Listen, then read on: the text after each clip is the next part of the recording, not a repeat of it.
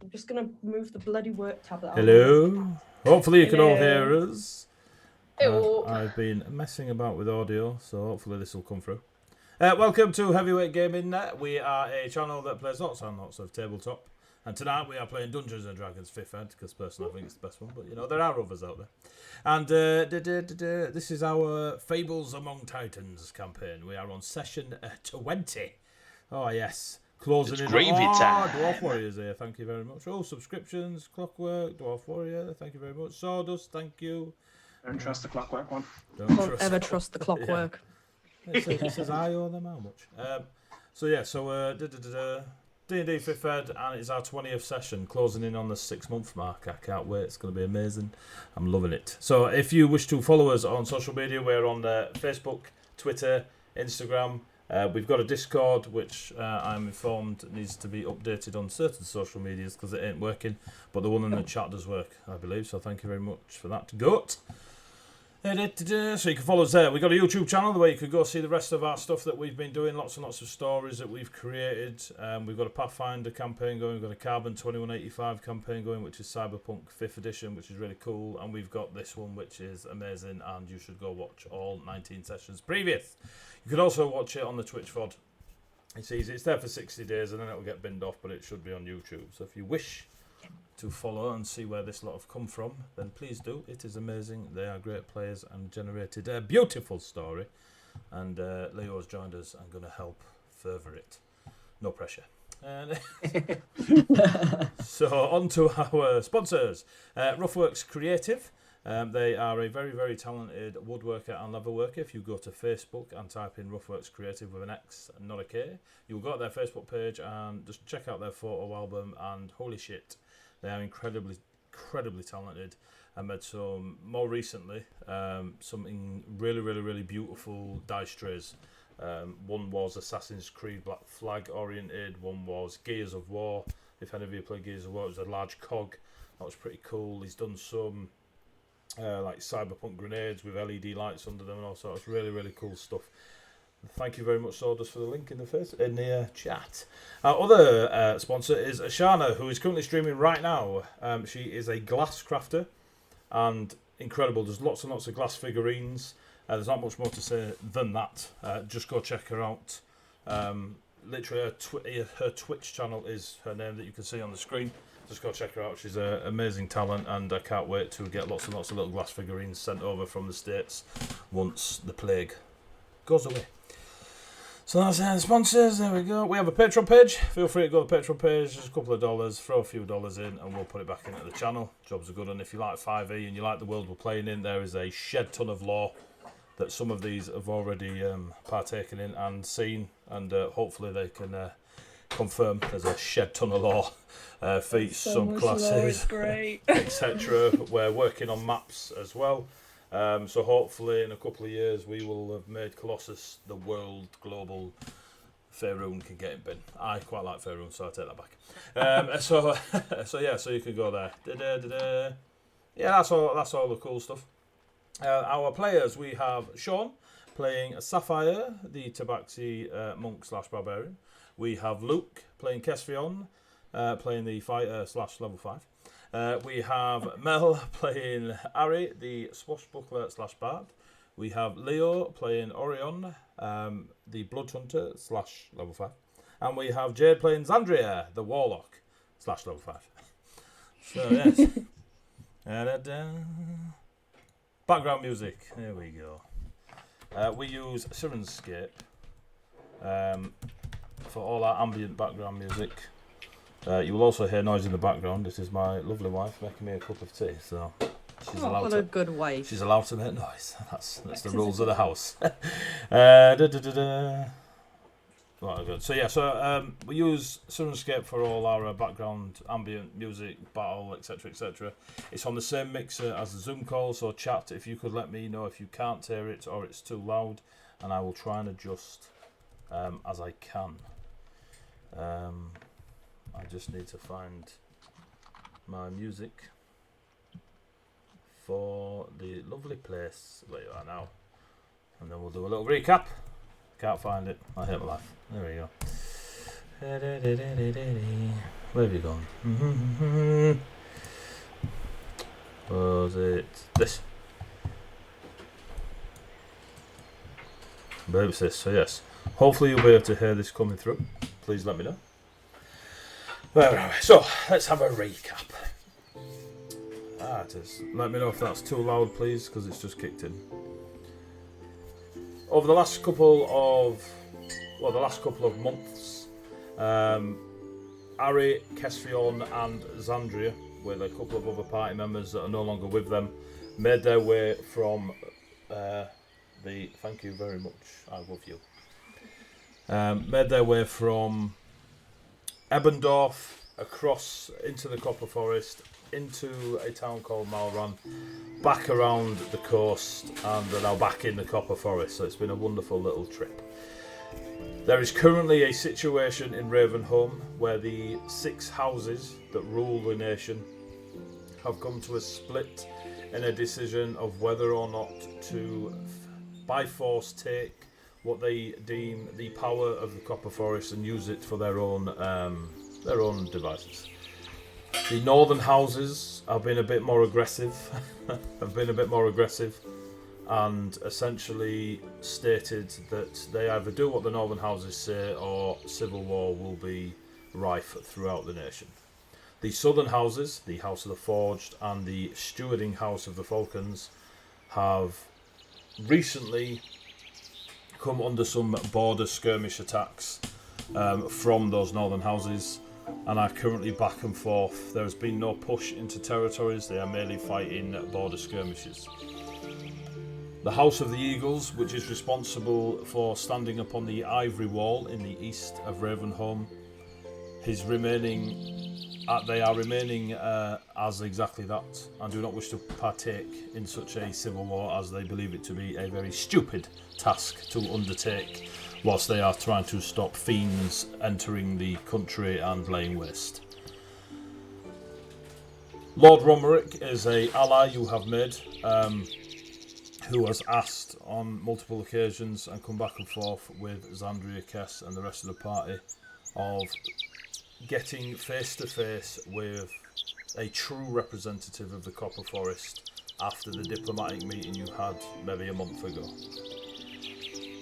The trip into the city of Ravens itself, the capital city of Ravenholm, you have spent a couple of days resting in the Nest of Heroes, and you met Orion, a very, very, very large Oni.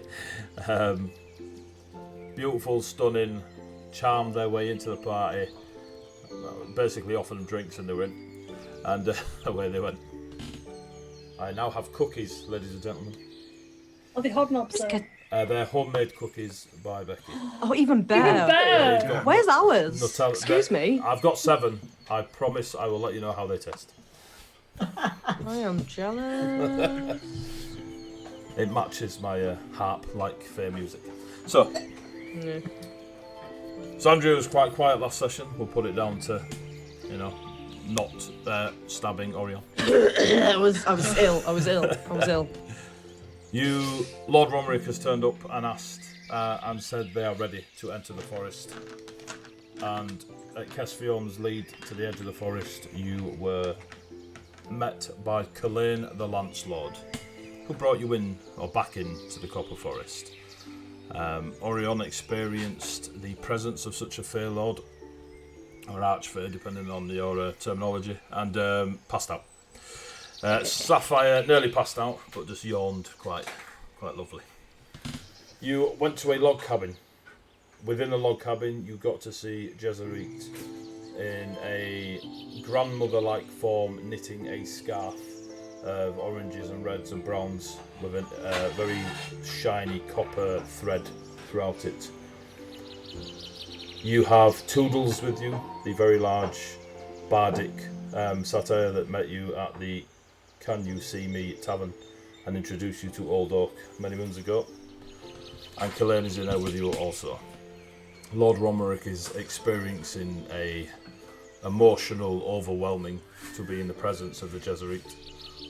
and the Jesuit retook their form, their androgynous form, when you first met them, of smooth, bald copper head, long pointed ears, and a copper robe that flows all around them as if leaves are falling.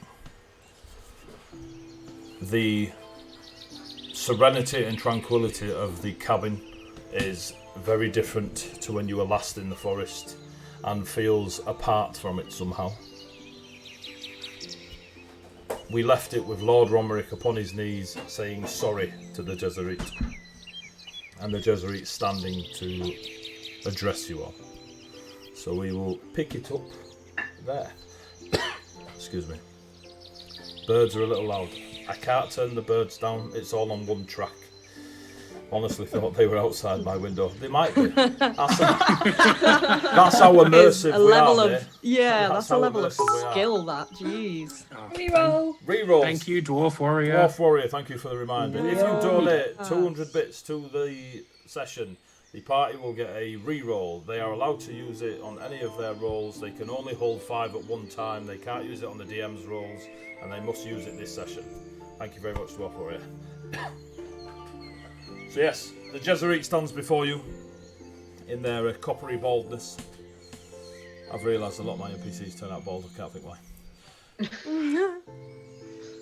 Orion is awake, Sapphire is no longer tired, you are comfortable. The log cabin did not look big enough to hold the majority of Ari-sized people, never mind 8 foot of Oni and nearly 7 foot of Sapphire. But it feels incredibly comfortable, as if there is room to stretch if you felt the need to do so. The Jesuit looks deep into the eyes of Orion, and there is a moment that you share where you are unable to look away and fully aware that they are searching deeper than the surface. And you hear 3 words. You hear Jesuit, Tymeal, Tyrell. And you instantly know that is the labels that are pinned to this fair creature in front of you. Jesuit then looks across to Sapphire, and you can't help but feel the... Before you knew what rage was, Sapphire, before you knew that uncontrollable moment when you were pushed too far, before you learnt how to control it at the temple, there was always a moment where just after it you were almost so relaxed that you could sleep for days. And you get that feeling, and for a brief second you feel as though if you never wanted to rage again, you wouldn't have to. Only ever so brief, if you were to ever want to not experience that loss of control. Despite your skill of harnessing it recently amongst the monks. The rest of you feel the presence of autumn, more so Kesfion and Xandria. You are aware that it is the season that follows your kin. Well, welcome back to the forest. Killane informs me you have been very busy indeed. And this is, and looks to Lord Romerick, who is still on his knees, tears streaming down his face. Anybody wish to introduce? Jesuit, this is Lord Romerick. He is one of the lords of Ravenholm. He wishes to have talks with yourself and to potentially set up an alliance.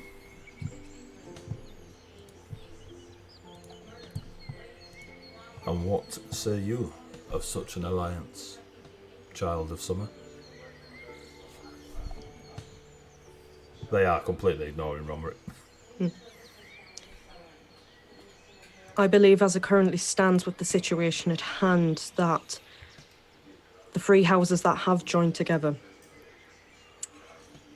they will be a devastating force against the remaining houses, and considering they are already able to find their way into this realm, it would be wise to seek the help of those who are willing to stand against them.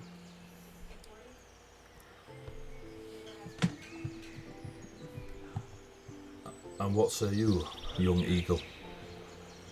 Looking across the area. I would agree with Zandria. These guys do seem to be... Sorry, I got... Mel getting distracted by lots of things popping up on the screen. Zandria would be correct. There is currently what would be classed as civil war within Ravenholm between the three houses who would seek an alliance with the Copper Forest and the three houses at Woodhall.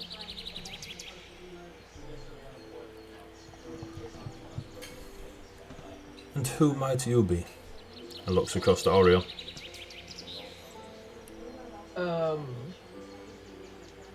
Orion. There is a small bronze seal. There is a small smirk that comes across their face as they then turn towards Sapphire. You are very far from home. That depends which home you're talking about. I think I have two. He looks away, like distractedly around the place.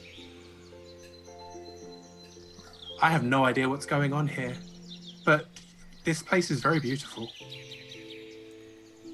They look around, kind of following the gaze that you did yourself. It is my home, and it is sufficient. Where is the Echo Knight? Aelfin has, for lack of better words, he seems to have returned to there from what we assume, but things have been rather peculiar with him. His echoes were getting worse, and the last we saw of him, it was probably one of his worst attacks. We don't know exactly where he is, but with the current situation in Ravenholm, the civil war, and the potential loss of the Copper Forest, we thought this was more pressing to deal with. I thank you for that. You may stand, Lord Romerick. He stands and his head is bowed. His regal nobleness that you're so used to is there but suppressed somewhat. And he stumbles over his... what's the word? When you first meet somebody. Introduction? Yeah. He stumbles over his greeting, his introduction. There's just a mess of words, and he finally rights himself, takes a breath, raises his head. Jezerit, I believe it was. I am Lord Romerick, one of the Rabe of the City of Ravens, an advisor to the Viceroy. And as your friends, companions, subjects, he sort of looks around, not knowing where to put those descriptions. I do seek an alliance on behalf of Ravenholm and the southern houses, and it would be an alliance that requires physical aid rather than diplomatic aid. Killeen is now stood very close to Lord Romerick, his silver lance on his shoulder, and he's quite soldier-esque in this moment. What makes you think I need an alliance to protect my forest? You seem to be tearing yourselves apart without any interruption from myself or the natives of the forest. Yes, well, I understand, but Ulrich is determined to get his hands on whatever it is he believes is within your forest. I simply want to know that I simply want you to know that we do not wish that. The House of the Forge, the House of the Eagles, nods towards Ari, and the House of the Falcons, who up until a few weeks ago were stewarding the entire country. We do not wish anything from yourselves that is not freely given. We would never move to take it by force. Ulrich, however, and the three houses of the north will. And with the House of the Eagles preoccupied by their job, their role, they are the defenders of our nation. That would leave Ulrich to strike against only two of the houses. And the House of the Falcons is the stewarding house, not the military arm of Ravenholm. And therefore already Ulrich has advantage, with the two stronger physical houses and the masterful arcane wielders that are the House of Lilies. The House of the Forged are incredible at crafting things, as you would expect from their name. And he sort of giggles. There's no reaction from the Jesuit. But we cannot face the might of Ulrich and the Northern Houses. They will eventually defeat us, or at least that is what our strategists are telling us. And then they would be left to face yourselves unhindered by us. I do not wish to insult, but I am aware you are of power, and I am aware the forest is very well defended, and looks across to Killeen. The stories of my childhood are more than true, and yes, we don't want anything to come of the forest, or ourselves. Selfishly, we do not wish to lose, die, the blood of the country. Jesuit raises a hand. We will have an alliance. It is not my forest, I merely look after it until it is time for my leaves to fall also. But until that time comes, those that are recognised, and I cannot say that all of the denizens of the forest will be friendly, but they will be those that I will pass message to, that will not strike at the House of Forged, the House of Eagles, or the House of the Falcons. If they falsely identify themselves, it is their own fault. You do not try to deceive the fair. And there is a stern look towards Kess and Zandri, and then back to Romerick. As for those in the north, I will bring the wrath of the fall upon them, and Killeen will spear said fall. However, that is an easy thing to say. What I need from you, and gestures to you all, I need Ulrich stopping, whether it be removing the item he is using, for the blade he wields worries me, as it is of fair creation. There is no other blade that would be able to cut the veil between our worlds, and yet a human, a creature from this northern house, is able to cut through. The blade they wield was either created by or gifted them by a fae, or taken by force. However we achieve that, it will be a great victory, and it will stop the civil war fast if that blade is destroyed, retrieved, etc. Bromerick nods. He nods, looks at you lot, nods back to Jesuit. Now, Lord Bromerick, you may leave. And Bromerick puts his hand up, thinks twice of carrying on, and Killeen escorts him out the log cabin. You are left in there with Jesuit and Toodles. Jesuit sits back down in the rocking chair, And as they do, they pick up the scarf, and it's sort of, as they're stroking it, it sort of shrinks to a manageable sized scarf instead of the forever long scarf that you saw them knitting when you first came in. Killeen and Akarian have informed me of your deeds beyond the forest. I present you a gift as reward and thanks. And they hold up this beautiful autumn coloured copper threaded scarf for anybody to take. I will take the scarf from the Jesuit. We didn't do this to be rewarded, we did this because it was what was right. But nonetheless, we thank you for this. You do not have to do it for reward to be rewarded. But you have my thanks. For the next few passings of the moon will be difficult. And I've only just met, nods to Sapphire and Orion. But if they are with you, and you have not removed them from the cycle, I will assume that you trust them as far as you can in a fight.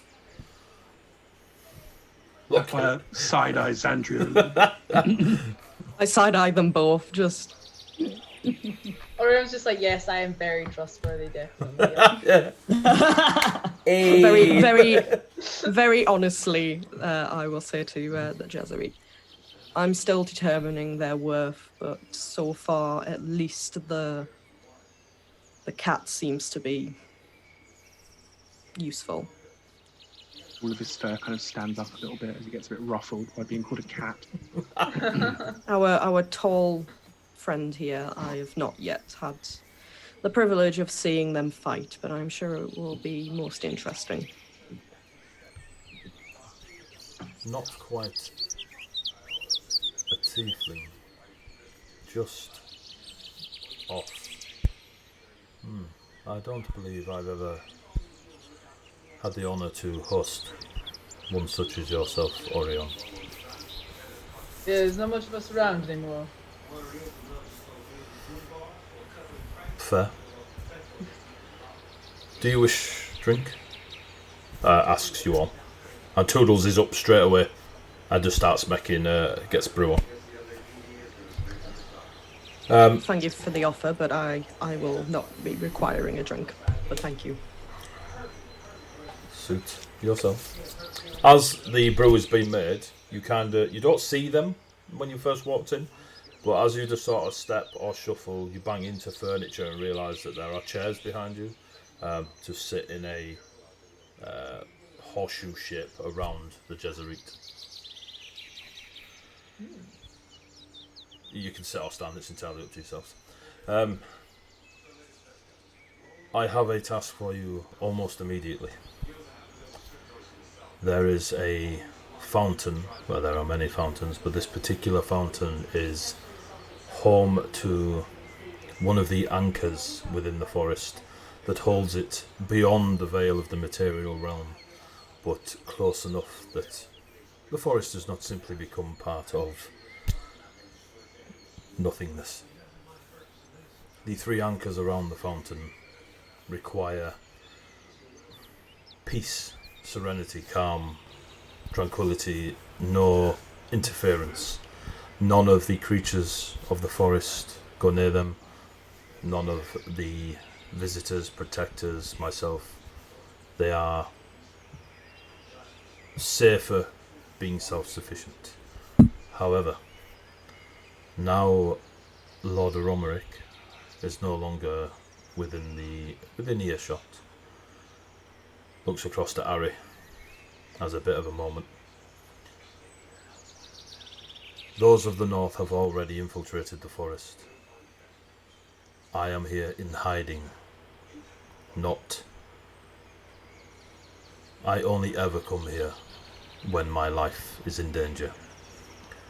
This is a place that not many can get to, and only by invite. The forest is already under attack. Time, as you know, moves differently here, and Lord Romerick is not aware that the war is already underway and that those of the northern houses are deep within the Copper Forest. I hide here for the moment my leaves fall, the last. The forest will experience a time without a... And they're trying to think of the word, but looking at Ari and Sapphire and just making an assumption that you are not aware of the fate tongue. The forest will be without a shepherd. And the forest will choose a new shepherd, but there is a moment of vulnerability within the forest, within the realm itself. And I believe it is that advantage that Ulrich wishes to jump upon. So I hide. Does the forest need a shepherd? Trees don't move. That's because the shepherd doesn't allow them to move. If there's no shepherd, the trees move. Well, hopefully. His tail is like switching. It's like, oh. Jezreel's like kind of missing the point. Okay.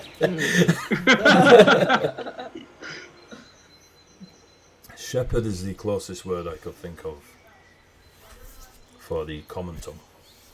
But without myself, an entity within the forest that keeps it ticking over. The power that it creates and breathes throughout this beautiful fair realm will be, how would you put it, up for grabs. And if Ulrich and those of the north were able to channel it for their own means, the material realm would wield a power they should not. So Kalain has bundled me away in this lovely cabin. For the power Ulrich wields is unknown. I am not here to be all-powerful, feared by all. It is sometimes a side effect of those that visit the forest. However, I am able to hold my own. For that, there is no doubt of that. But Kalain is... If Kalain is scared by the weapon that Ulrich wields, then all should be scared. And I take his advice when needing to hide. So going around to my original point, and I do apologise for the circles, I need you to check in on the fountain and keep any allies of Ulrich away from it, for I feel his presence near. Would you do this for me? We will see it done, Jezreel. There are shards of life which represent that before the fall of the leaf. If you so wish, you can take the power of the shard to heal wounds within the realm of the Copper Forest. It will only take a brief moment, maybe a bonus action.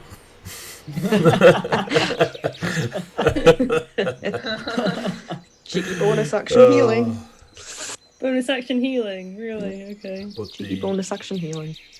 you must be adjacent to the crystal for its power to rejuvenate you. But it will take the essence of the crystal, and there will be an effect on the forest. So please be sparse if you can. I believe you are already aware of Toodles.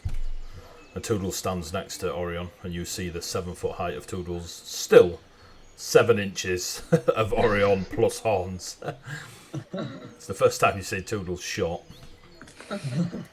Toodles can escort you to the forest, for the Satire are the guides of its surrounding area. But I fear it could be... It is a needed task, but also one you may not walk back from.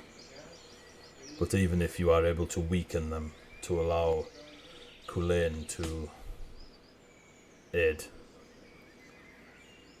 then you will have done the forest a great service.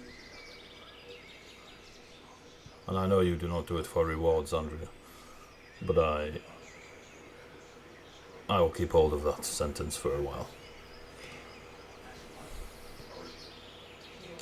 Toodles is just like, yep. Whenever you want to go, we can go. Jesuit raises his hand. Do you require rest, aid, refreshment, anything before Toodles takes you? Just a cup of tea. Toodles like on the as you hold the cup, it is Orion sized. It doesn't look it as the cup is passed to you, but as you take hold of the cup, it is Orion sized mug, probably a pint and a half of tea. Very interested to know how Orion would drink with his teeth. Feywild have straws. Toodles has a small bamboo straw in their fingertips and just passes it to you as you stare at the cup. He just like gives like a thank you quiet nod and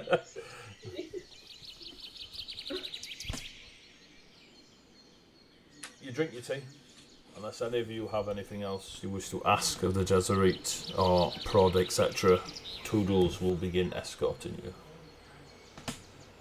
Harry will probably try and clarify how this bonus Healy works. How do bonus Healy? The mechanic of it is, if you are adjacent to a red crystal, which you will maybe, possibly, hopefully, see on the bottom up, Okay. you can use a bonus action to take the healing properties of the crystal, which will be a 1d8 plus 2. No matter the size of the crystal image you see, they are all 1d8 plus 2. But once they have been used, they have been used. And bear in mind the Jesuit's warning of there will be a after effect for how many you use, if any. Okay. Just noting that as the apparent party healer. Yeah. We all have Two potions, though. spells. So Did you take a note of the potion that you've got? Yes, Healing I've got the potions. You've got 2 normal potions as well. It's okay. It's just Jade wasn't here. Jade, have Oh you yeah, got- Jade wasn't Uh, here. You, Have I got She has- potions? you have 1 greater healing potion. Woohoo! That's gonna get used within like the second round of combat. Zandria, Yes, so, are you attuning to the copper scarf? Sure, why not? It's what could Cool. possibly go wrong. Always good to attune to items you don't know what do. Yeah, I've done that before, and you know what? It was all fine. I didn't Yeah, really that's turn how- to stone. I That's got how I cursed once remember and that tried going. to kill my whole crew. Ants. As you attune to the scarf, it takes 10 minutes to attune to this rather than your usual hour. It immediately just drapes itself around your shoulders as if not even there. Whenever you think I might throw it over my neck actually, or tie it around my waist or whatever, it just does it for you. Very Oh my much Doctor Strange's cloak type mentality. It's just got a... Yes. It's not sentient, but it just kind of finishes your sentences for you. And you feel very confident that if you were to be laid low by a blow, you'd have advantage on your death saving throws. There is no one better to have taken that. Yeah, that's so good, Andrea. Somebody who nearly dies a lot. Yep, that makes sense. Cool. I will make a note of that on my character sheet. Thank you. I will create it in D&D Beyond for you to apply to your character. That would be wonderful. For the time being, I will just make a random note of it. But obviously you have to be attuned to it. Yeah. Oh, Right, tight. get our butts kicked, guys. It's gonna be fun. I What are you want talking to about? fight. Let me hit things. Let me hit things. I have a whole 2 spell slots. Let me hit things. Same. Cool. You don't need spells, you've got cantrips. That is true. I have cantrips out the wazoo. Let's go. So, you finish your brew, you attune to the scarf. and you are ready. Toodles opens the door, takes you out into that small graded area outside the cabin, and just turns right and starts walking. You all follow. By the way, I pocket the straw. You Mine now. you pocket the straw. Do you attune to the straw? Yes, please. So wonder fireballs. And you follow Toodles. Might don't want to put that in your mouth. That seems. I'm resistant to fire. I was going to say it. yeah. I was going to say Wait, it. no. The onion is resistant. The onion isn't. It's got layers. Let's see. Bubonic cake's making me giggle today. Oh dear. Right, so let me know if this gets too loud, kids. Right. Straw of liquid sucking, the ultimate magic item. Yep. Straw sitting. Oh god, Corona's kicking in. So you Oh. you turn right, and Toodle starts leading you deeper into the forest. There is a very physical moment when you pass almost maybe 30 feet away from the log cabin, where you pass into what you now remember as the feeling of the forest before.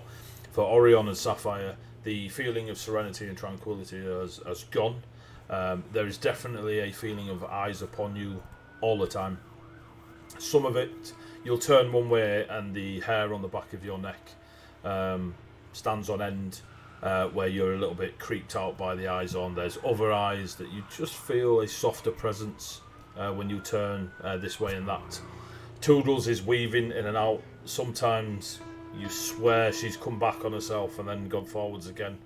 But hey ho, it's a fair forest and Toodles is leading the way. Far more competent than when you followed Walks, just as an FYI to those that were around. God for that. Oh, good. Go see If that in we episode just 5. started walking off on our own, then We probably would have found where we were going without walks. You immediately notice the sound in the forest is lessened. The animals, whether they be land or sky-based, you can't hear tweets of birds rummaging through the undergrowth, squirrels, anything like this. And there is a ominous feeling now in the forest, as if someone's dimmed the lights. The copper bark that is forever is not as shiny, and everything seems slight. Like I said, a dimmer switch has been flicked. There's a diminishment to the forest. Toodles' is happy-go-lucky smiley face becomes a little bit more serious as she's concentrating quite a lot on which way to go.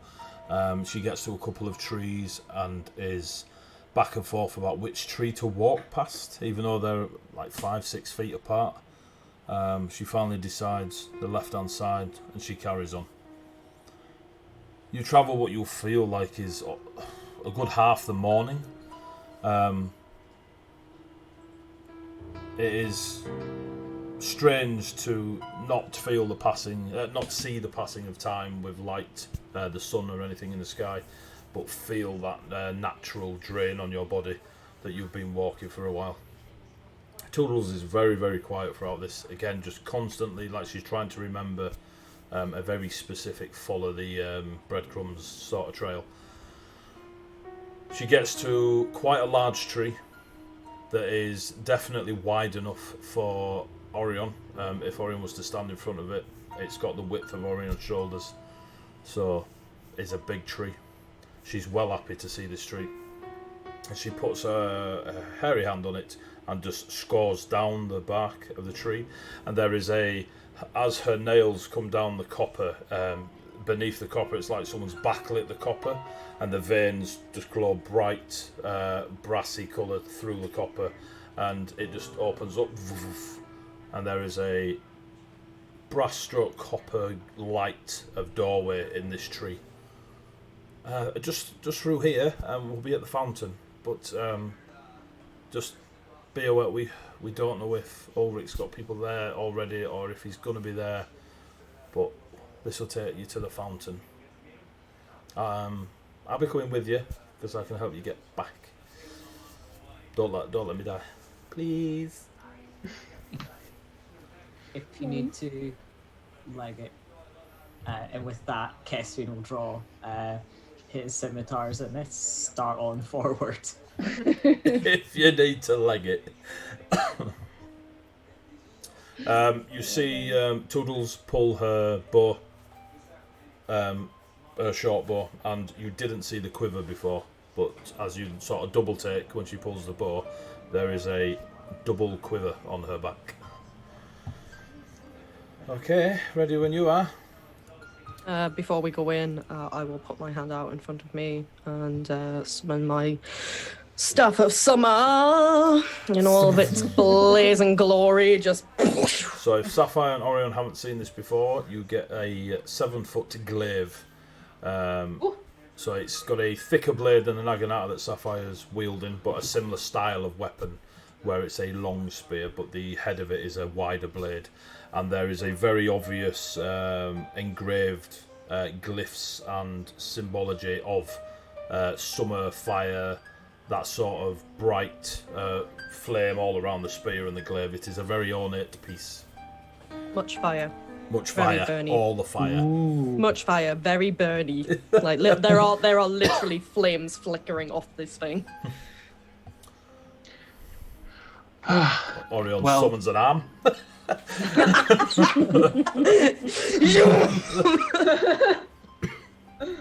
Sorry, Sapphire, you were saying?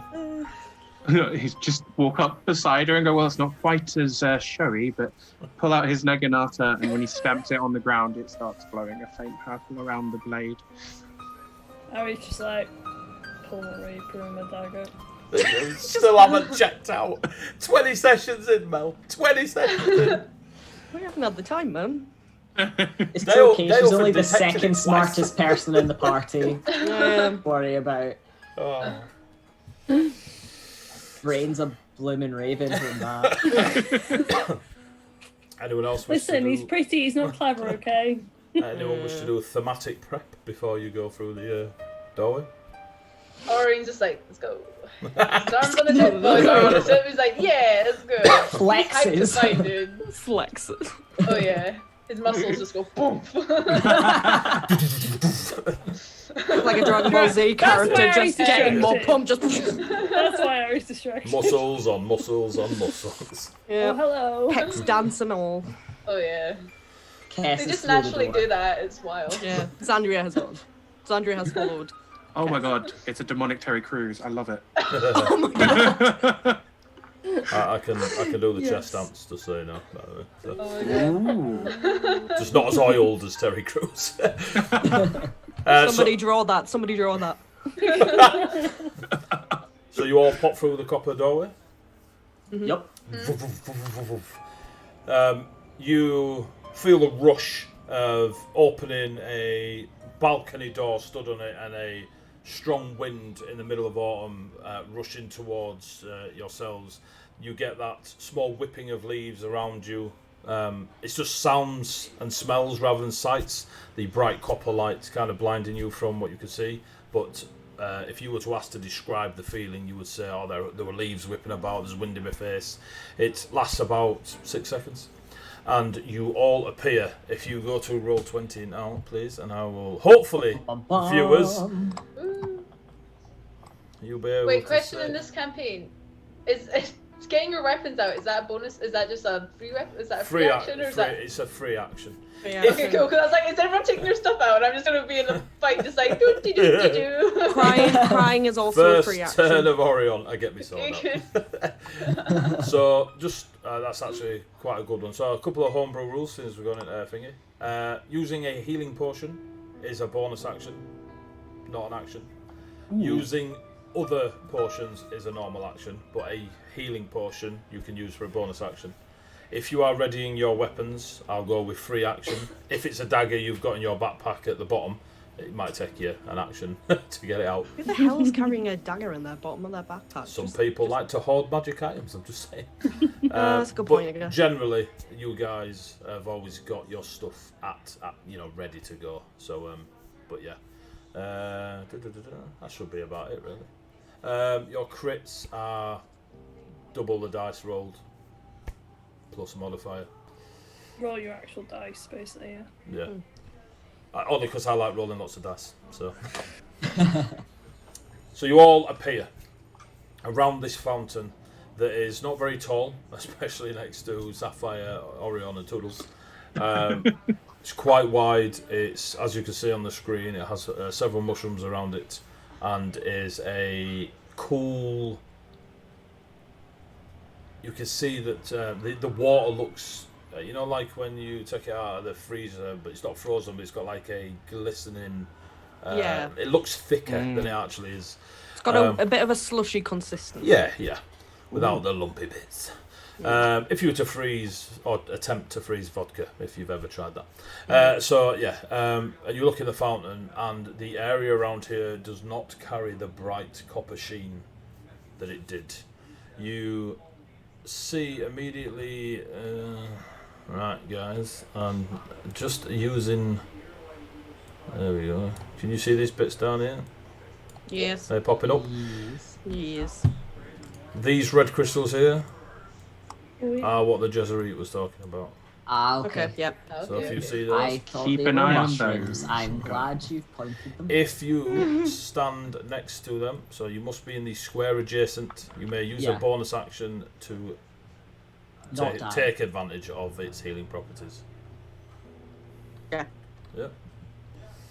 Dun, dun, dun, dun. Haha! So, as you all appear, and Toodles is sort of readying around, she's got a bow in her hand. I need you all to roll initiative immediately. Woo! So tired. I haven't rolled real dice in a fight in so long. Yeah.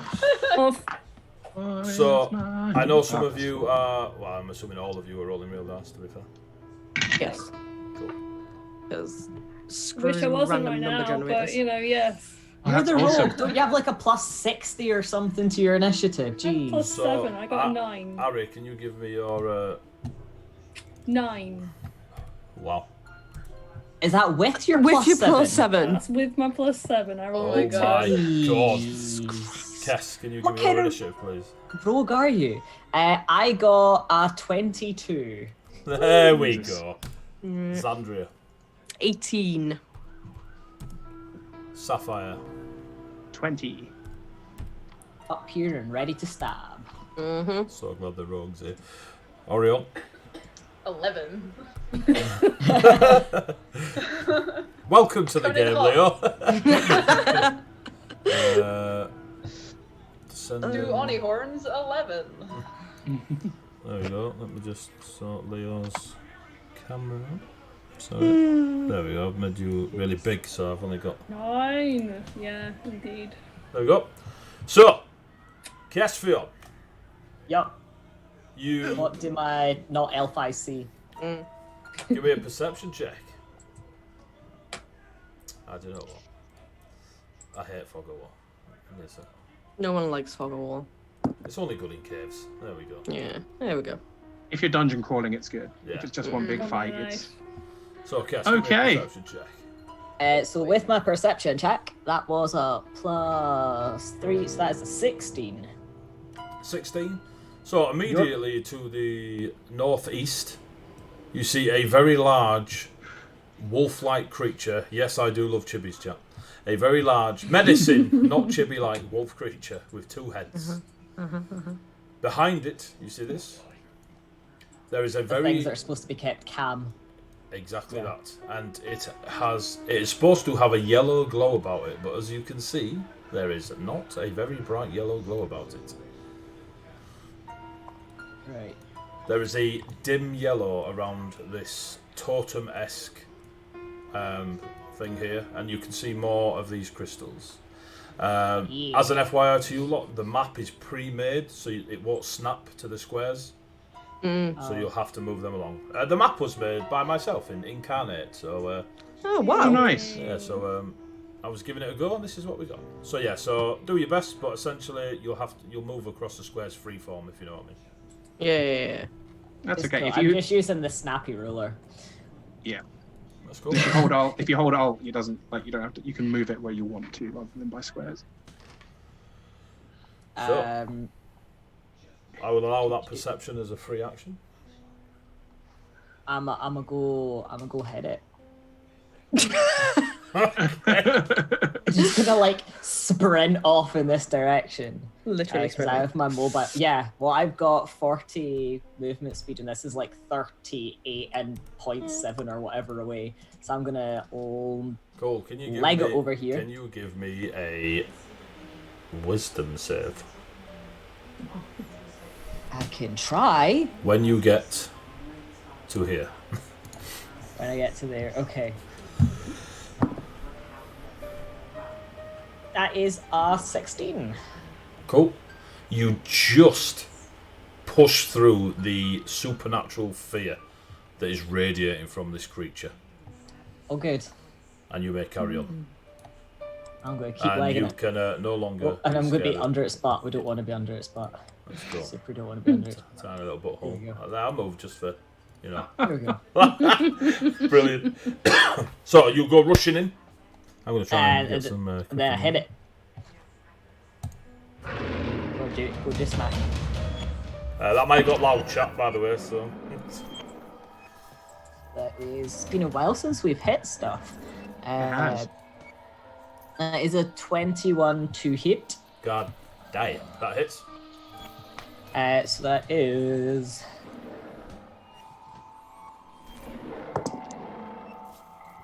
That is 5 on my first hit. Cool. Gonna go in with my second attack. That is 17. To hit. Give me a sec. I'm going to tell you if that hits. 17 does hit. Yay! That is a 6. And then my bonus with my offhand. That is 20, non-natural. 20 non-natural. Yep. Yeah, Oh, to hit, yeah, that definitely hits. yeah. And that is 7. 7. Yup. Cool, so you'll go rocking in with your scimitars and just blend into this creature. As you stand before it, there is, on its fur, you can see as if it's been heavily bleeding and the fur's become matted, but you can see no source of fur. Yeah. No source of blood, sorry. Just kinda all And there gross. is a gaunt look to its golden eyes on both heads. Oh, I don't want another one of these. Give me an insight check.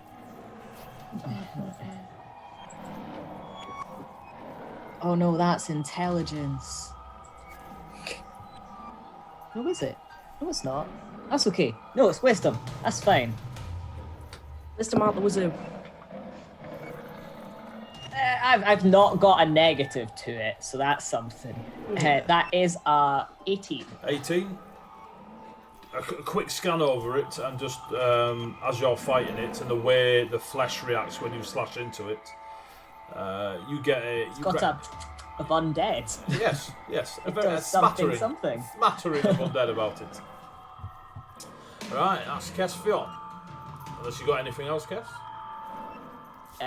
No, I've slapped it as much as I can this round. Cool, Sapphire. Okie dokie. You see Kes do one. The trees, because I'm not great at scale, are quite large, so you're not bigger than the trees. That's a shame. Okay, so I can't. Okay, so You'd have to move to Seeing- see down these areas. yeah, that's fair. Seeing Caspian kind of rush off, Sapphire, instead of going that way because he knows that there's enough people, he's gonna take up like a position like here-ish. And Give me a perception check. okay. Perception. What is Marcus? Oh, it's a good one. 17. 17. You can hear. Do you speak Infernal or Abyssal? I speak Infernal. Yeah, I do. Cool. For no reason. There are there are no words, like no clear words, but there is definitely arcane mutterings in Infernal coming from this area. Okay. Oh no. All right. Hearing that, then. Let's see. So that was about how far was that? Okay, so that's about 25 there. Okay, I can't get right up to it, but I guess Sapphire will move to here, and then when he sees what it is, he's going to kind of step here, and he will hold an attack in case if the thing gets into range. Cool. You see before you a 9-foot obsidian-skinned fiend with golden horns, large bat-like wings with red for the soft interior of the wing itself, you know, the fleshy part. Mm-hmm. They have... It's not... It appears to be golden at the time, but you quickly look and there is a bronze. It's bronze in across the horns, but it's been applied to the horns rather than they are made of bronze. You can see bronze across their forearms, down their torso, around their legs, and there's lots and lots of wrapped bands of bronze around this fiendish creature. And before you, they have no weapon of what you can see. They take up, they are considered large, but they do not have a weapon that you can see at hand. And you holding your action, yeah? Yep. Is it if they come within range, you'll slap them? If they come within range, yep. Zandria! I am going to close my eyes and I am going to take a deep breath and concentrate for a second, and then the words pyro are just going to spill from my lips, and I am going to summon my furious face spirit. Ah, I forgot about that. That's why I'm sat here like working things out, because I'm trying to make sure I've got the right stats for it. So yeah, have fun describing pyro.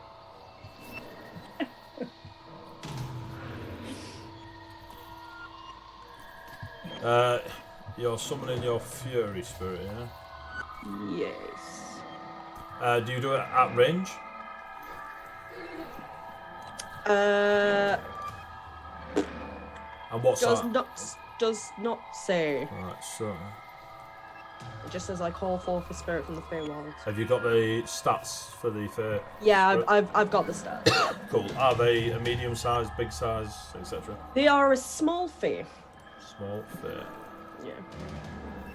I'm just working out all of their stats on a piece of paper so I can make sure I've got the right. Oh, that's cute. Cool. I think I've only got some bits. Oh, May's got you another reroll, so you've got 2 rerolls at the moment, folks. Yay! Oh, that is good Really? to know. Someone thinks we're gonna need it. So, as Zandria focuses, there is a rush of wind around her, and you see her hair. Like, for those that are still there, Orion, Ari, and Toodles. It's gravy time. Oh, Pigeon Ahoy! Subscribe! Thank you very much, Pigeon. You see fire erupt beneath, like her roots of her hair have become almost magma-esque, and it just sort of flows down her entire body onto the floor and rushes to the small area next to her and begins to form into this tiny little, I say humanoid-looking element of fire. And on this element of fire there is what appears to be really dark wooden armour, like plate armour, face, shoulders, and they've got 2 little this dark wood daggers in their hands, and they are next to Zandria, and they are full on like just raging about in that small area next to like they've been injected with adrenaline. They're like full of like and just staring at Zandria, and you can see wide eyes, and despite them just being little globes of fire, Zandria, you can see questioning in their look, and they have a desire to strike. Is that a bonus or? That is my action. In my in Sylvan, I will just turn to Pyro and say, there are enemies in this area. We need to make sure that they are removed. Cool. What's the spell? Summon Fair Spirit, is it? Mm-hmm. Summon Spirit. Yeah, is it the unearthed one? Yeah. Summon Fair Spirit. Got Fair Spirit. And you've done the Furious one, yeah? Where's the furious stuff? I mean, it's all the same. The only difference is the furious one gets impassionate step, which gives them advantage on attack rolls after they use a face step, which they can use as a bonus action. Cool. So you said enemies are nearby. Right. Cool. So. I did. I've got their name here. Let me just find it for you. I'm gonna have to dig that out.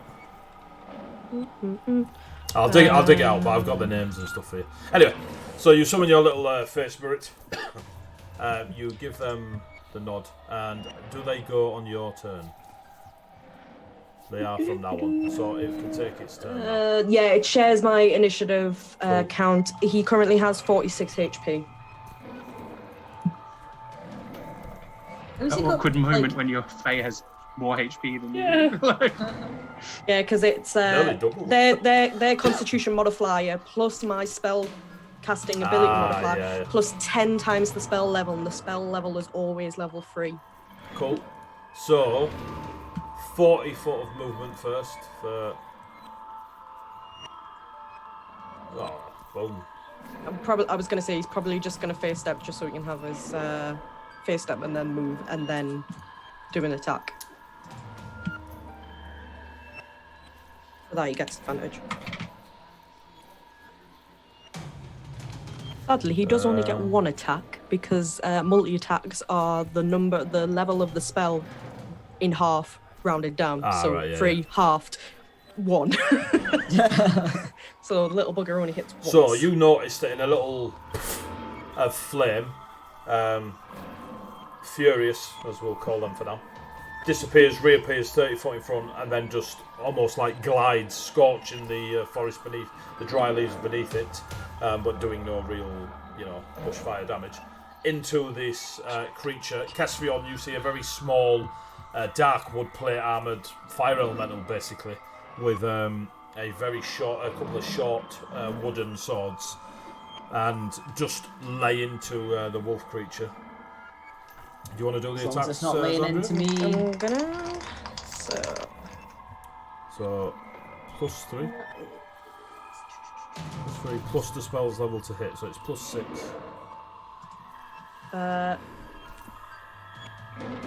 So it's a melee weapon plus. So it's plus 3 plus the spell's level to hit. So you've done it at level 3, so it's plus 3 plus 3, so it's plus 6. Yeah. So that is a. Hang on, math. 24. Wow, 24 hits. So now it's 1d6 plus 3 plus the spell level. So 1d6 plus 6. Why is that the strongest member of our party? Seriously. The rest of us 1d6 just retire plus- and let So do you 1d6 Plus 3. Yep. Pyro take So over. 1d6 plus 6. 5 plus 6, so 11. So that's 11 piercing, and then roll another d6 force damage. Force damage. 6. So he's done 17 points of damage. So this little creature just goes rushing up next to you, Kess, lays into it with its wooden short sword, and as it does, you hear a kaboom as the short sword hits it. But when the force damage hits the creature, it just dissipates. Complete immunity to force damage. Oh. That's sad. Well, some of us can't do any fancy damage. We can just keep stabbing it. And then I'll use his remaining movement speed to move back out of the way.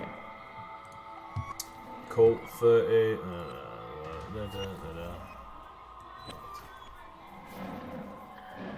There you go. Thank you. Boom. Why does that not show me? Technical difficulties. Technical difficulties. Silly. Alright, it's working. Right, cool. Alright, it's working. Right, cool. Alright. Oh, that came through twice. Right, I've muted it. It's now Toodle's turn. Toodles will notice Sapphire down here and follow. see said creature.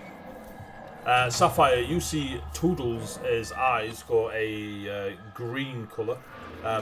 Just the iris. They're normally like a chestnut brown, and they turn to a very, very dark green colour. And she pulls forth from her and she does a hail of arrows as she fires a single arrow that is wreathed in green flame towards this fiendish creature in front of you, and it magically transforms into a flurry of arrows. Oh no. And the fiendish creature must make a save, as must the invisible creatures next to it. The fiendish creature fails. They fail. Oh my god, I rolled a 3, 2, 1 in that order. Wait, were they bardic dice? Countdown. They were not, but That's fine. now my... Just be glad they weren't. I know, right? Now my little... Oh. Oh, and then there were 3. Oh, hello, friends. I'm sorry. When I don't think they're friends. They are not shaped like friends. They're not shaped like friends. they failed their save, They've got arms so for hugging. they take 5d6 damage from the hail of arrows. Yeah. 15. How many 5? 19. Okay, we got this. We got this. It's fine. Toodles is good. Yeah, I like Toodles. They'll be more useful than I will be. I mean, I already like Toodles anyway. So as you see, you get the feeling that you need to duck, Sapphire, when this single arrow shoots over your head in wreathed in green flame, splits into a multitude of smaller green arrows, and just peppers that large fiendish creature and something either side of them that then appear as if their invisibility has been broken. Sapphire ducks and kind of just looks back at her and just big smile and a thumbs up. Yeah. You can, Big thumbs up. as you thumbs up for Toodles, you can see that that's exerted her a little bit, as if she wouldn't be able to do it again. Oh no. Oh yeah, roll 20, man. Right. Oh, this is a big fight. Sorry, guys. The creature that is stood before Kess. Hi, friends. As you are the only target, It's been for the good. fair little creature has run away. Yeah, the one with like twice everybody's health. Yeah. Its two wolf-like heads just turn on you and both snap out at you. And I'm going to I love use that. a bardic dice for this, because I think it's poetic. Thanks, bruh. You Ow. hurt my brother. Just sales, man, sales. So, I mean, I was going to put some extra nice things in your box. Not now. When I well, set look, it down, you can't but say now that you on the can. internet. Don't say that on Twitch. Damn. Yeah, I get banned, man. Right, 19 on the first bite. Yeah, that definitely goes through my basically non-existent armor class. 13 points of piercing damage as the first bite just rips into your shoulder. Love that for me. Love to see it.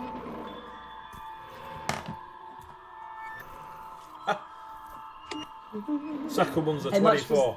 13 on the first one, Yeah. and 9 points, so 21 points of damage. 22 points of damage, sorry. In 2 bites, as this creature much tears was- into... How much was the second one? 9. yeah, so 9 and 13. Yeah. So, Cool. what, 22? Yeah. Yeah, but I'd already taken off the 13 and now I've lost my numbers. Sorry, yeah. You should be down 22 points. Down 22. I'm just going to start again. Cool. Math, guys. Love that for me. Cool. So, on your little chibi, I have a Xandria left. have you got 39 hit points? Yeah. Yeah, so if you do just minus 22, you're left with 17. Yeah, Jesus. There you go. On your little chibi. Yeah. Cool. I have no idea how to sort that on the run and go. But You know the little circle that you put the number in? Yeah. If you click on it and write minus whatever number or Oh, plus look, whatever every day's a number. learning day. Yeah. Cool. Also, instructions come up, but I am illiterate, apparently. The creature does not move. It just hunkers down, ready to strike again. And you see a flaring light of yellow behind you, Kess. Not behind you, behind the creature. Orion! Is it supposed to go yellow, or is it supposed to go... This one looks yellow, this one there, you. In fact, what can I do? But what colour is it supposed to be? It's yellow, it's just the brightness that's changed. Oh, okay, cool. Something tells me we really should investigate the weird totem things behind these creatures before we kill these creatures and, you know, they accidentally start a spell that destroys the fountain. Can you, Mr. Shaw, Uh-oh. can I make this little token here? Ah, there you go, that'll do. There you go, mate. It's supposed to be yellow, just so you know. Right, sorry, Orion, your turn. Right, okay. Can I snuggle my way in between Sapphire and this little mushroom here? I mean, that's your call, Orion. No, Okay, Just gonna snuggle right on in there. Okay, I've got a couple of things I want to ask. So, I can do this thing where if something is Fae, Fiend, or Undead, I can figure out about it. I can do ability checks to recall information about them. I don't know if that you consider that a free action because it doesn't say it or a bonus action. Cool. Is this Blood Hunter thing, yeah? It's a Hunter's Bane. Yeah, it's called Hunter's Bane. Right, cool. Give me 2 seconds. Blood Hunter is a class made by Matthew Bliss. Yes, it is arguably one of the most useless classes ever, but very flavorful. Hunter's Bane. It's so fun to roleplay. So fun to roleplay. But my god, you end up murdering yourself half the time. Oh yeah. You have advantage on wisdom checks to track them, as well as an ability checks to recall information about them. Yeah, roll a survival check. Okay. To see if you can recall any information about this particular creature. Oh my god, 13. 13? My dice hate me. Yeah. Despite its fiendish-looking nature, there is definitely an element of undead about it, which I'll give you because of your order. Alright. And also, if I do a bonus action now, can I hold my action to do a hold attack? You can indeed. Okay, cool. So when Orion gets his weapons out, his hair kind of does that Studio Ghibli thing where it flares up. And Sapphire, you just see this sort of shimmery, ghostial blue arm appear as Orion grabs onto his weapon.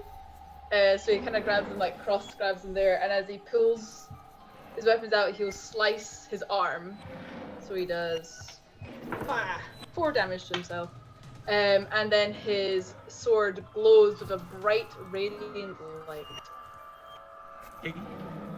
Sapphire is a little bit like, well, okay. This is clearly what they were talking about before. Interesting. Kess is going to be so gutted that he's missing out on how you 2 weapon fight. And I will hold my action to hold an attack. Cool, and you're holding your attack in case of what trigger? It coming in range? In case he comes near me. Yes. Cool. I can't do that.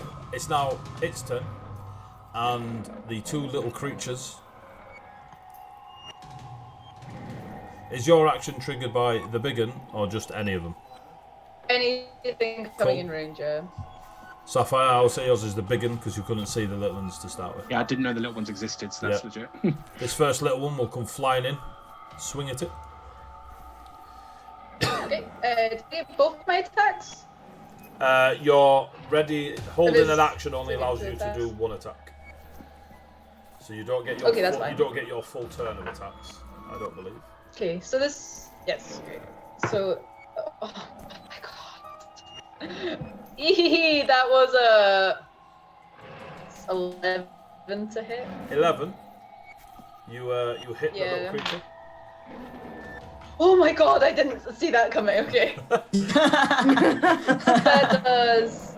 I'll attack with my glowy sword. So that's 8 damage, and then because it's undead, my damage is doubled.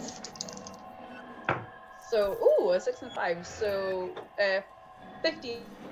15 total. No, that's wrong. You've made me do math. 19 total. There you go. 19 total. Yes, 19 total. As the little winged creature flies My towards brain you, is on ready fire. to claw out at you, you just spin your scimitar through it, and it just poof, and there is a ash-like dust that flitters onto the floor where it once was. That was ridiculous. Yeah. Blood hunters are glass cannons. This man. one? They're strong as fuck. Will rush to face the 6'6" Tabaxi. And you see before you just a mini version of the large creature further ahead. It's only got very sharp little claws, but it swings them out at you. The first little swingy claw, that's probably going to miss. 10. That will miss, yep. And 17 on the second one. That will hit. You take 6 points of necrotic damage. Ooh. Oh, necrotic little bugger. Okay. We don't like that. I will say, it doesn't look in a great state after the attack Toodles gave it, and you just saw Orion decimate the one that attacked him in a single blow. It's now the big Did you not creature have a held action? to hit the big thing when it came Hit near. it. Oh, yeah, yeah, I not the didn't- little things. Didn't know the little one was there when I used my held action. Yeah. Okay. Okay. Gonna click this little raging box for my next turn. The creature, the larger creature, will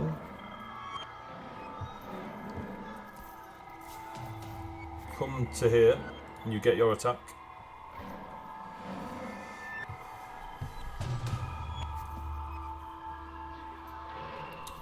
You're going to attack. Sapphire, Mm-hmm. attack the creature. Yep. Okay. Sorry. It's kind of son. Oh, that's a really, really good attack. I'm gonna unclick the raging thing. 19 plus 4, 23. 23, that hits. Yay. And that'll be 8 points of piercing damage. 8 points of piercing. Yep.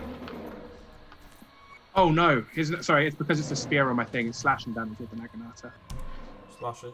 Cool. Yeah. Da. Oh, it's a fiend, isn't it?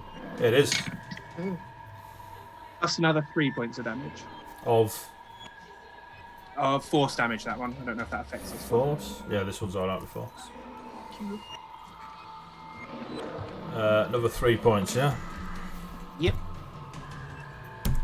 Boom. So the creature, seeing its one of its minions get exploded and the other one slash you, flies down. Doesn't like take off and fly, but their feet don't touch the floor. They just shoot towards you. And you can now see it is a lot larger than yourself and Orion. Its wings look tattered now they're close up, and there is a aura sort of flowing really close to its body as it then strikes at you with a heavy clawed hand. Okay. That is a 16. That hits. Makes it beats it. You take 9 points of psychic damage. Oh, okay. Yeah. And you feel a shadowy mark upon you. Similar to when would you have known? Similar to when you've seen rangers of the tribes in Viconia mark a target with that supernatural ability. Lucky you. Hunter's mark. or at least a form of. Something similar. Yeah, no, that's fair. Harry Ari. gets back in the fountain. Get out of here. Ari is gonna move up to here, but he's gonna need to dash as a bonus action because he's far away. So here, you're within combat with it. Here, you'd be attack of opportunity depending on how you run. So what are you? 5, 10, 15, 20, 25, 30, 35, 40, 45, 50. Ah, no, because you're doing. You guys are using the ruler, alright, not the squares. Alright. Yeah. It's easier. It's slightly advantageous. I mean, it's a straight shot. That's cool. So you you run to here. I'll assume that you went outside its thing. Yeah, outside of its thing. He wants to kind of look at the big thing behind it. Oh, cool. Give me an investigation check. Oh God. We've got high in. You say I've got high in. I've got a +1, and that's a 4, so no. Jeez. Cool. End the dice jail. The totem before you is very, very different to all the other scenery of the Copper Forest, whether it be the log cabin, the forest itself, this strange dimmed version of the Copper Forest. This looks foreign to this particular realm. Like, it doesn't look like it's of anything that fits even Ravenholm design.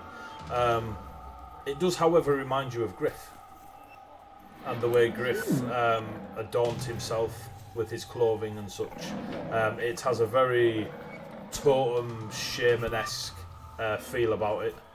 You spot a glimmer of yellow light in the air as if it's threading away from the totem, but you don't see where it goes. And that's your investigation. I'll say that's your bonus action if you want to do an action. Okay, thank you. That's very kind. I was like, that's my action wasted then. I'll go hit it. We'll move up and we'll try and hit it then. Okay. It's engaged with Kess, isn't it? Yep. So you have advantage. Probably gonna need it. Yeah, blooming rolling. I love how my advantage gave me a 10. So it's a 17 to hit. Oh, 17 hits. Oh, that's good. These two are both going dice jail as well. Do you have any dice left? Yes, I've got plenty, thanks. Okay. I was gonna say, do you want to borrow some? I have plenty. Would I get sneak? You do, yeah, because it's right next to one of your friends. Cool. It's been a while since I've played. So that is 12 points of damage. Total? Yes. Oh wait, hang on. 12 plus 4, so 16. It's been a while. Cool. And then he's got about 10 feet left, so he's gonna move. Have you? It was 60 to get to there. He's normally got 35. Okay, he's got 70 feet, yeah, cool. Wait. Hang on, if I dashed though, that was a bonus action. Yep. So you got your investigation for free. Like shit. I'm sorry. I'll stay there then. So, Cool. Fair. So. Haha. Ding ding ding ding. Oh yeah, I forgot there's another one.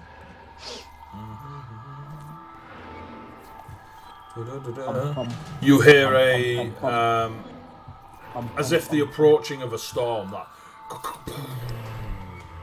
go out across the thing.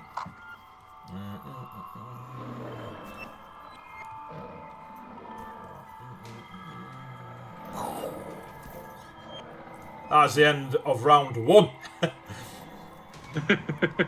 And it only took us 20 minutes. Turning over your shoulder, Sapphire, Toodles, Orion, you see across the way, basically where I've drawn that, a very obvious wall of air, like real thick tornado type looking air, as if a wall of elemental air has been put up at that particular point. Right, we're going to have a quick break there. We'll grab a drink, nip to the toilet. We are going to be back very quickly to finish off this combat. I do apologise for... It's going to be... Yeah, because we're all going to die. It's going to be beautiful. Goodbye, Copper Forest. It's fine. It's fine. It's fine. So Burn it all down. Everything's fine after that.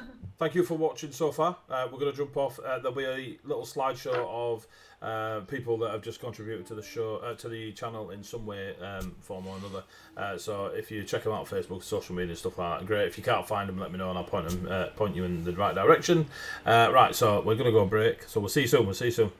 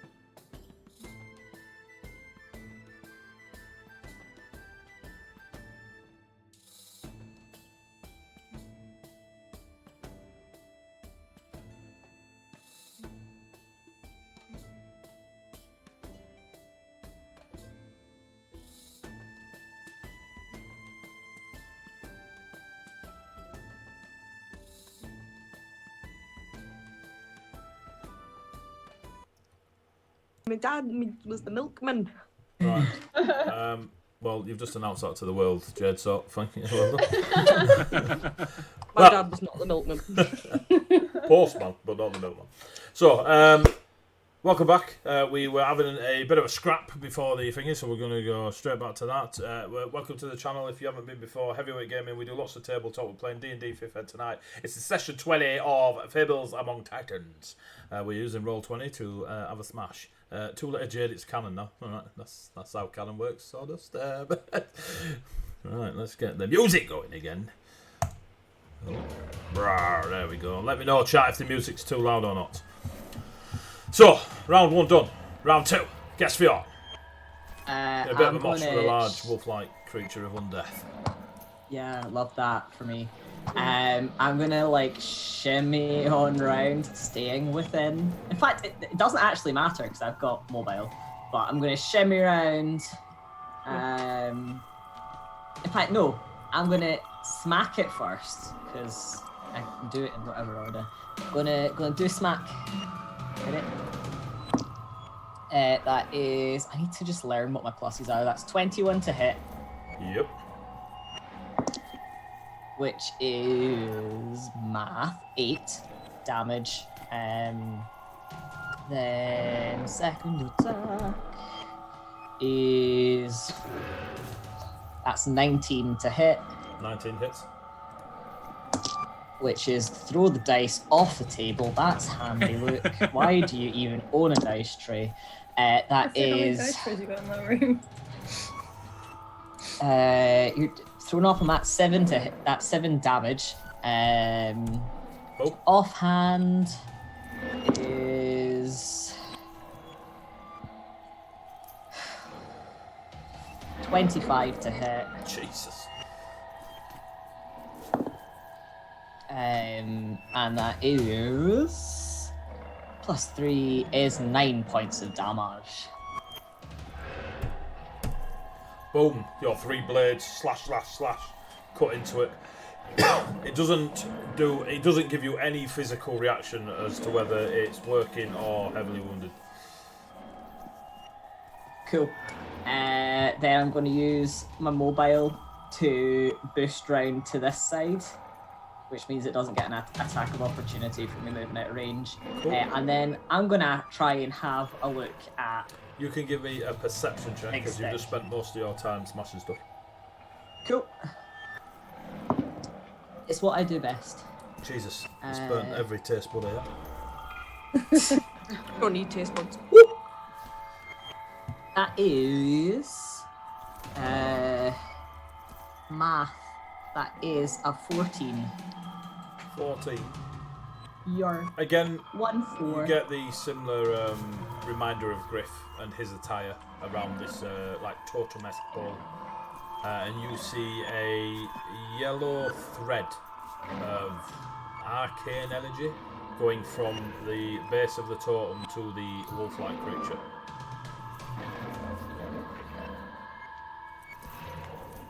Cool. Don't understand that in the slightest. Sapphire! I would like to rage. Yeah! So I guess this is the first time Orion has seen this. So Sapphire's real pale blue eyes they don't go dark, they just go kind of glassy. And instead of getting angry, he just gets weirdly calm. All the motion seems to seep out of him. And he clutches his Naginata. He closes his eyes for a second, deep breath, and then there's a massive growl as he slashes out at the big one, please. I'm assuming I can reach that. Yeah, it's right. Yeah, it takes. I figured it was. I was just. Yeah. Okay, cool. Okay, in that case, I'm going to go for a flurry of blows as well. So I'm going to hit it with my Naginata first. Cool. And I'm going to miss because that's a 9. Yeah, that does miss. And then I'm going to do my 2 claw attacks. So that is a 19. 19 hits. And a 22. 19 to 22 hits. On the 19, do your damage, then give me a dexterity save. Okay.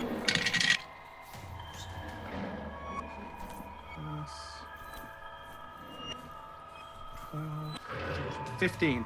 So the first one, the first one was 6 plus 2 was an 8. And I'll do my dex now after that. Okay, no, that's pretty good. Plus 4. So it's a 22 dex save. 22 dex save, cool. So you take half Yeah, and damage. What was the damage you did? 15 total. 15. And that's also all piercing. Cool. You take half. No, slashing. It's slashing. 'Cause claws. You get something so very akin as a burst of necrotic fire erupts from the creature when you hit it. It reminds you of Xandria for some reason. You don't know why. All the dark things in his life seems to remind him of Xandria these days. What are we talking about? I'm a beacon of light.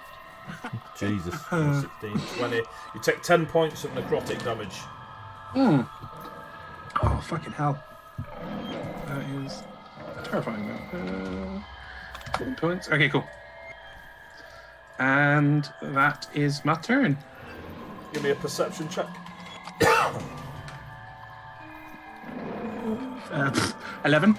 11. Yeah, you see a massive undead demon in front of you. Okay. Is that you done? That is me done. Xandria. Hello there.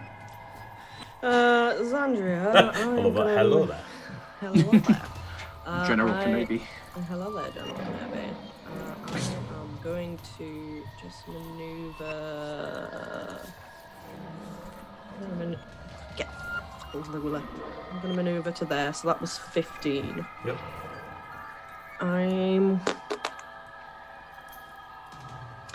And I am going to reach my hand out and aim it towards the doggo, and I'm going to cast Chill Touch. Ooh. Is that a straight up attack or a save or? That's an attack. You can't see when you roll under the desk. 19 to hit. 19 hits. Yep. And then 2d8, d8, d8, d8. No, they're d10s. D8. If it reaches You're Sapphire, idiots. I'll just smash you on the next turn. I was going to say, you can add 7 points back to it if you like. So it takes 14 points of. Where am I? 14 points necrotic damage, and if it is an undead target, it has disadvantage on attack rolls. It takes 7 necrotic. 14. Oh, it takes 7 because it's half. Yeah, sorry. And disadvantage on its attack rolls because it's undead, yeah? Yeah. I'll put that one up. Cool. Okay. So that is me, and then Pyro. Pyro will use their bonus action to face step Is toward- Pyro a completely separate entity? Yes. Jesus. Alright. It's like having another party member. Yeah. Yep. So Pyro will use their bonus Except action. they're better than us. Yeah. Pyro will use their bonus action to face step towards it. Which will probably get them right to it. Yep, so that'll just Yep. bump straight to. Yep. And then Pyro is going to attack. With advantage because of Ari. Yep. So, I mean, gets advantage anyway because of. Because of the fit, yeah. Yeah, because of a impassionate step anyway, so it doesn't really make much difference. Let's see, so that would be 6, 22. 22 hits. Yep. And then it is, so the first d6 of piercing damage. That's 10 points of damage for piercing. And there's no point in rolling force because it doesn't take any force damage. Correct. So you see, are you using Furious's little movement to run away, or? Yeah, and then moving back 30. Cool. So attack of opportunity, yeah. Yes. Cool. The head lashes out for a 25. Yep, 25 hits. And the damage is... Shit. 8... 14 14 points of damage. of piercing damage. That's fine. So yeah, you see the little furious Ari, you see the little fire sprite go flying in with its plate armor and wooden short sword and just stab this large wolf creature and then do one. Is that you done? That is me done. Toodles will panic. Free action to panic. Valid. Oh, I didn't get Ari to do it. Great, sorry. Toodles will shoot with her short bow into the large creature. Jesus. And miss. And then move to here. And just sort of look around the place and then give bardic inspiration to Orion. Oh, damn it. Is there a musical note on here? You can have a look at that. There you go. You get bardic inspiration from Toodles as she sings a beautiful version of a song in the Vey language, which has got an elven twang to it, about stuff you like. There we go, move on. I thought about it, I was like, I'm going to go on for 20 minutes here. The large wolf-like creature will bite Harry. No, it won't. 14. Does not hit anymore. Hey! Second bite is less. That's a 10. Okay. So the wolf creature starts snapping at you. Now give me a wisdom saving throw. As you just ran through it last time. Nat 20! Cool. You are not frightened. Orion, it is your turn. Okay, I am gonna run around this way to get to the big lady to not get opportunity attack from the little one. And I will give her a little whack with my fancy sword. Fancy sword. Oh, 18? 18 hits. Okay. 5 plus, so, oh my god, sorry, 9. And then 4 and 3 for the big bright boy damage. 9, 1, 2, 3, 1, 2, 3, 4. So it's 16 the first attack. 16? 16 for the first attack, yeah. And then second attack was a 19 plus 7 to hit, so I reckon that hits. That hits. So another 9 plus 4 and plus 5, so 9, 2 9s. 18. 18, and then bonus action. 12. I don't imagine it hits. 12 does not hit. Okay. As your sword slash backwards and forwards through the flesh of this fiendish creature that has necrotic energy pouring from it. Can you give me a dexterity save, please? Yeah, sure. I don't like it. Ooh, that does that. 2 plus 7. You feel a necrotic sensation, and as a ghost slayer, you are not fond of this at all. And you take all of it. I 12. actually don't, because I'm resistant to necrotic at the moment. Oh, so 17 points of necrotic. Oh, okay. Half? Halved, yes. So round down. So 16, Okay. 8. 8, okay. Where I need to grab you. And you feel a mark upon you. He's just gonna like, don't do that. Don't do that. Anything else for Orion? No, that's everything. Is now its go. The little one will look at both of you with absolute hunger in its eyes, as if it is focused on something you can't see. You can assume the mark. And it will launch itself at... Odds or evens, Sapphire? Odds. It's evens. It will launch itself at Sapphire.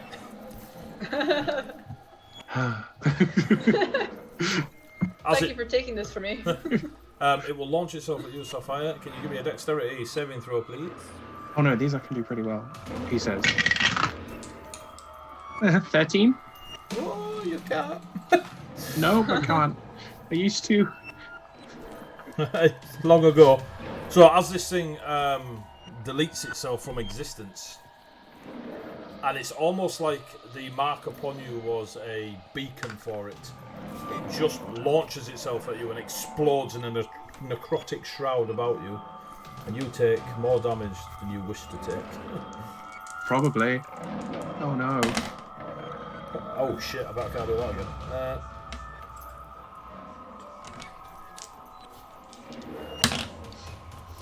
You take 23 points of damage.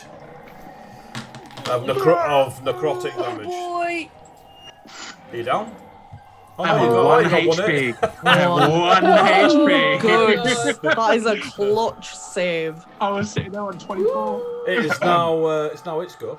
The biggest. Just out of general curiosity, do you run on the rule of if you get reduced down to 0 with necrotic, you're insta dead? No, because that's a stupid rule. That's fine. That's good. That's what we like to hear. Fears. Yeah, that's I'd fine. never even heard that rule. There- That's fucking horrifying. Oh yeah, that's that might just be an AJ rule, but if AJ was here, yeah, you'd be dead. Oh, if AJ was here, we'd all been dead sessions ago. A specific scenario that might happen because of the super bad. I don't know, like if you fight Ulrich, but as a general rule, no. Okay. Because that's strong as. What was I doing? Finishing. They say that It was Ulrich like- can't do that. I don't want Ulrich I'm not to be able saying to do Ulrich can do that. that. It's just an example of a creature with necrotic damage. Molnir. Right, what was I doing? Beating people up. Let me just... Story of your life. Yeah, fair. Right, so it will, as a bonus action, wreath itself in shadow. Ooh. And we will put up the ninja mask.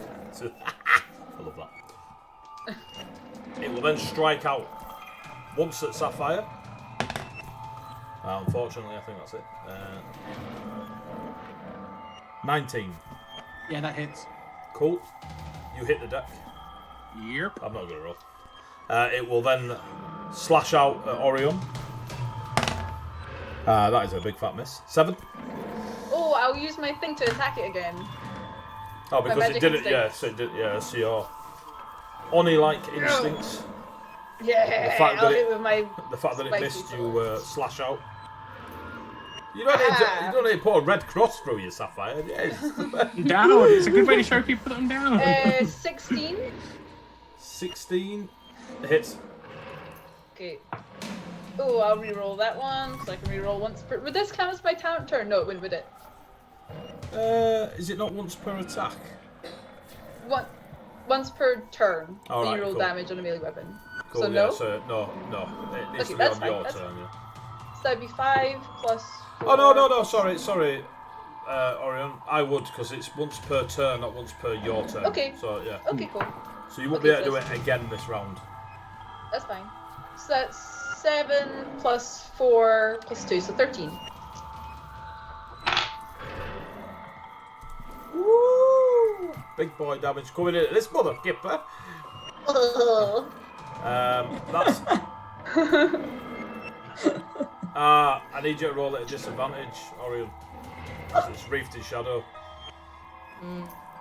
That was 14. 14 at disadvantage, you miss. Yeah, it misses. Yeah. So, Oh no, that's so sad. what was it?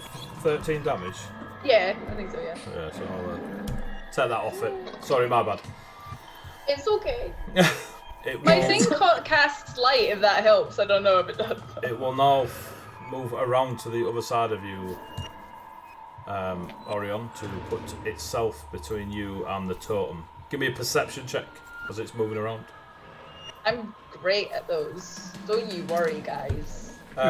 Be fine. Don't forget you've got Bardic Inspiration 14. on you. Oh, what is that? A D6 or a D4? Toodles right now is a D6. Ooh, okay. Ooh, okay, that made it 19. Oh, 19, cool. There is a arcane thread of red going from this totem pole here to the creature, as if, and you just spot it on the creature's back. It's almost like a leech is attached to the creature. Okay. How intelligent is Orion? +3. Oh, +3. Intelligent. Yeah, you reckon the creature's definitely leeching energy from that totem.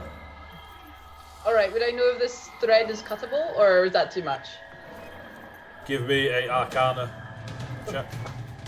That's all gonna be Arcana. Hilarious, Ooh, because I was 17 +3, so 20. Boom, it is cuttable. Nice. I was just going to blow the totem up. Wow. Don't blow the totem up. Jeez, Andrea, you're not listening. Right. I heard about the crystals, not the totems. Ari, it's your turn.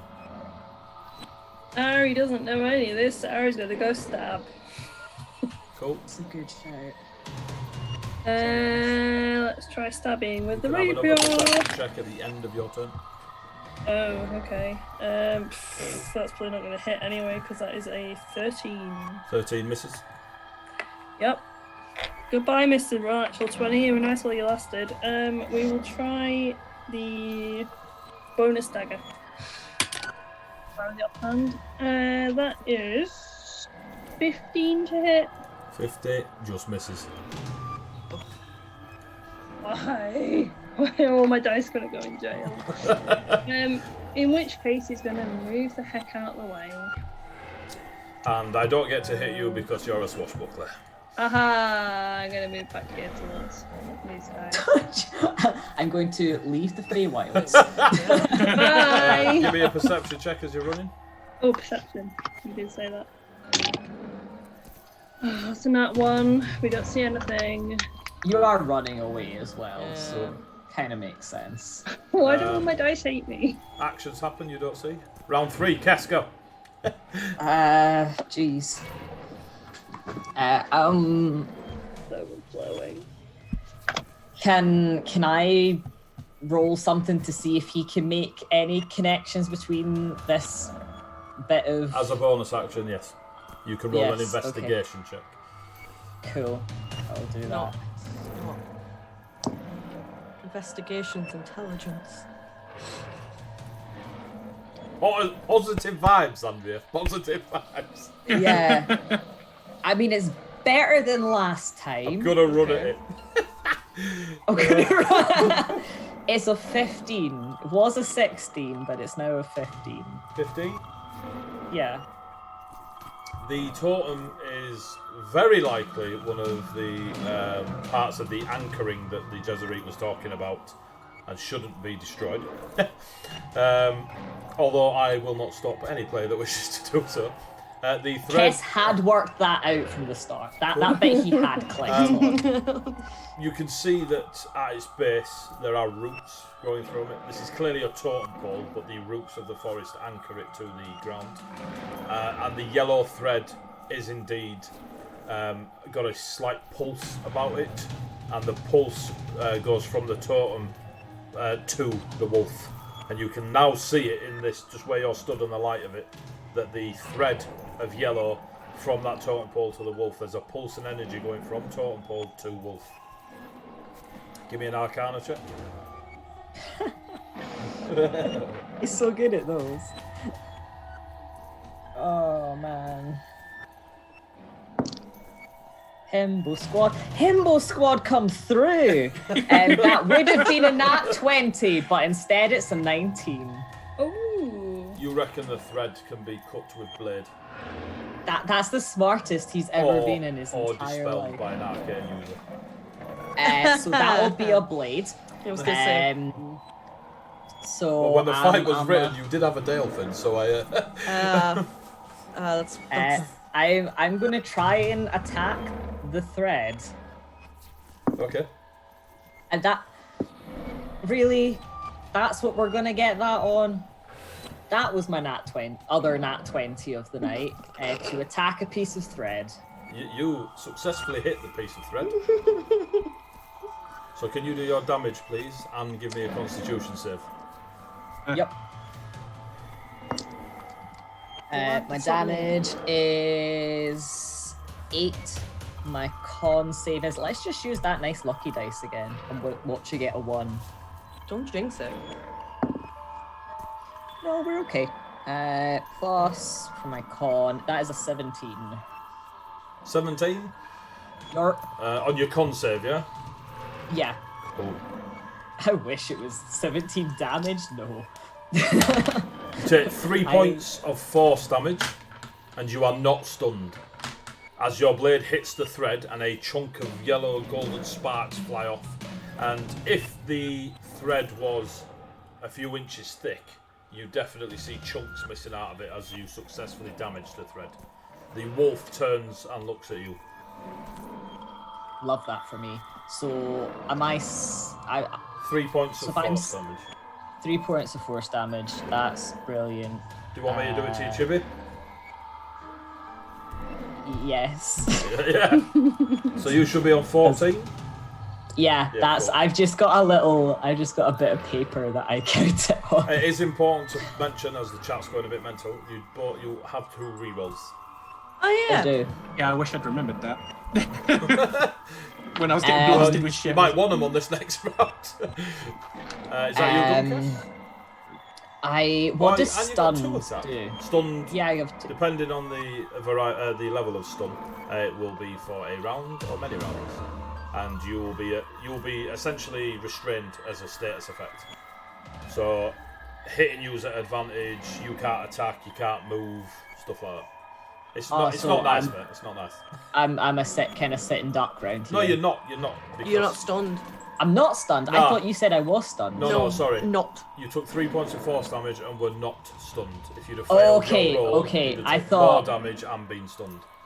Okay. So. But you are let's aware just... that it does try to stun you when you hit it. Yeah, cool. So let's hit it again. Makes perfect Kesvion sense. Yerp. That's what we Summer do. breeze, my ass. Tsunami. That is 25 to hit. Yeah. Um, That hit an ancient red dragon, just so you know. cool. In case one turns up. Please no. Not with the amount of health that I have left.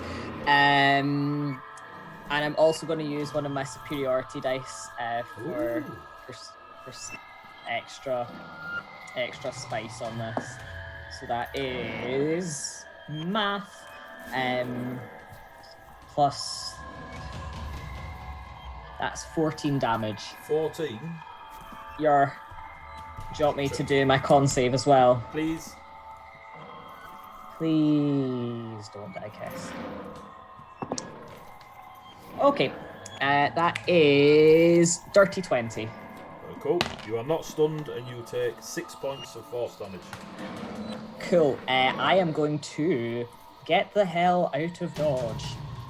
You do notice that the thread, as if you are cutting a thicker thread, and the strands start going ting ting ting ting blink blink blink, as if it's snapping. Yeah. And whatever you are doing is succeeding. That's terrible strategically. Give me a sec. Xandria, is the fair spirit immune to fear? I don't believe so. I believe it's only immune to charm. Cool.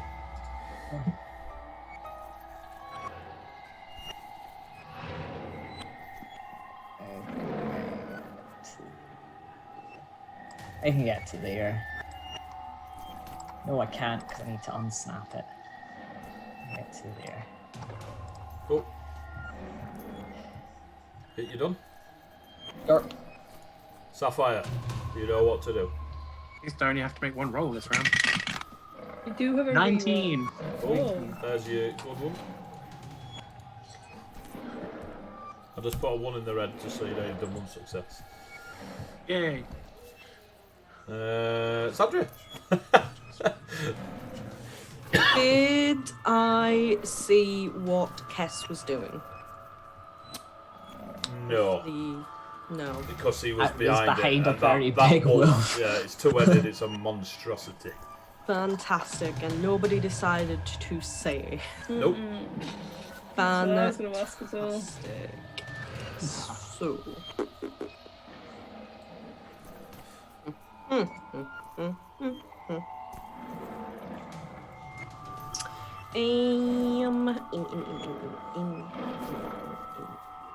it this one?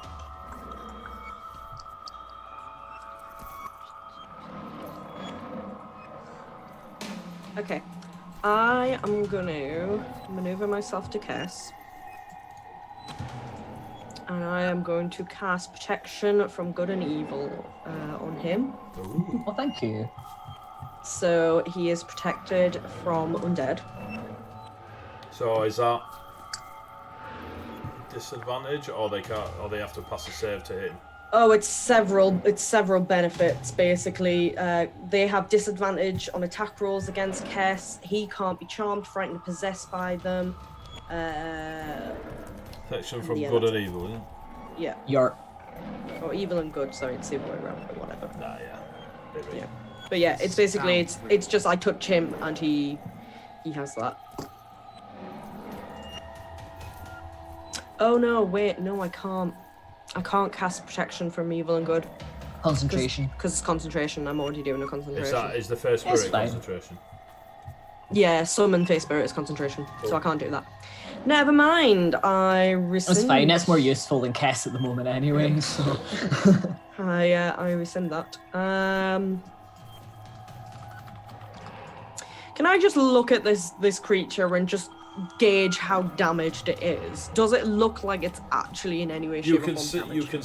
You can, without even focusing, you can see the damage Ari and Cass have put into it. It does not look phased. It does not look phased at all.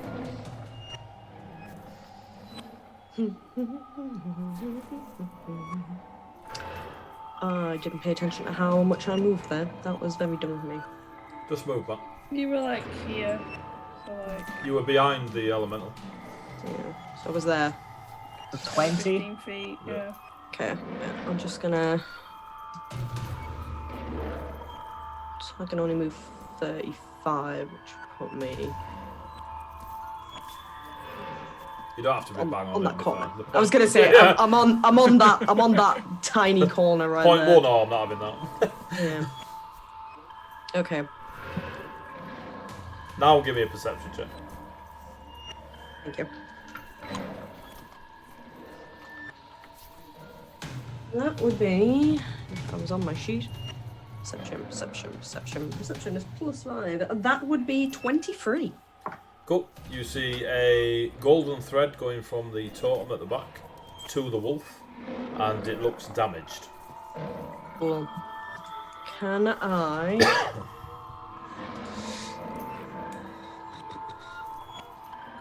Can I cast an Eldritch Blast at the wire, please? You can indeed.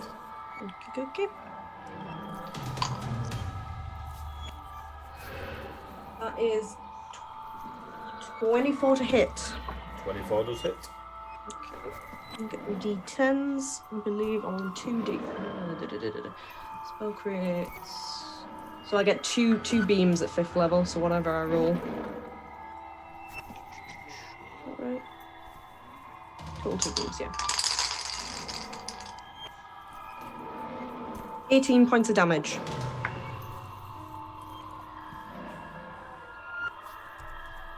The thread shatters like glass and disappears on the air, and now the wolf creature drops into a very heavily wounded state before you.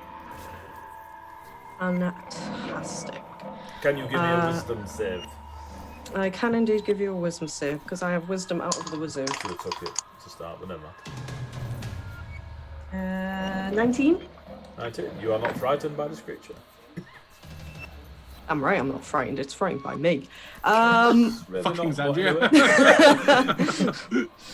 It's never seen fire like this. Okay, so it's now it's Pyro's turn. So Pyro is going to bump his way to the creature with his face step.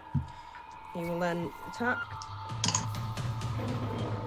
Advantage on 17 to hit. 17 hits. Yep. Hits. Cool. And then he gets his 1d6. That would be 11 points of damage. Piercing damage. 11. 11 points of damage. Your the little pyro fire face spirit. Its wooden sword slashes a huge gash in the flank of the two-headed wolf. Fantastic. And then he will maneuver out of the way, which obviously attack of opportunity, but he will move back. You move, I'll do the roll. I can't move him. Okay. That's because I just brought him on. Same place. There we go. That'll be a natural 20 on a bloody face spirit.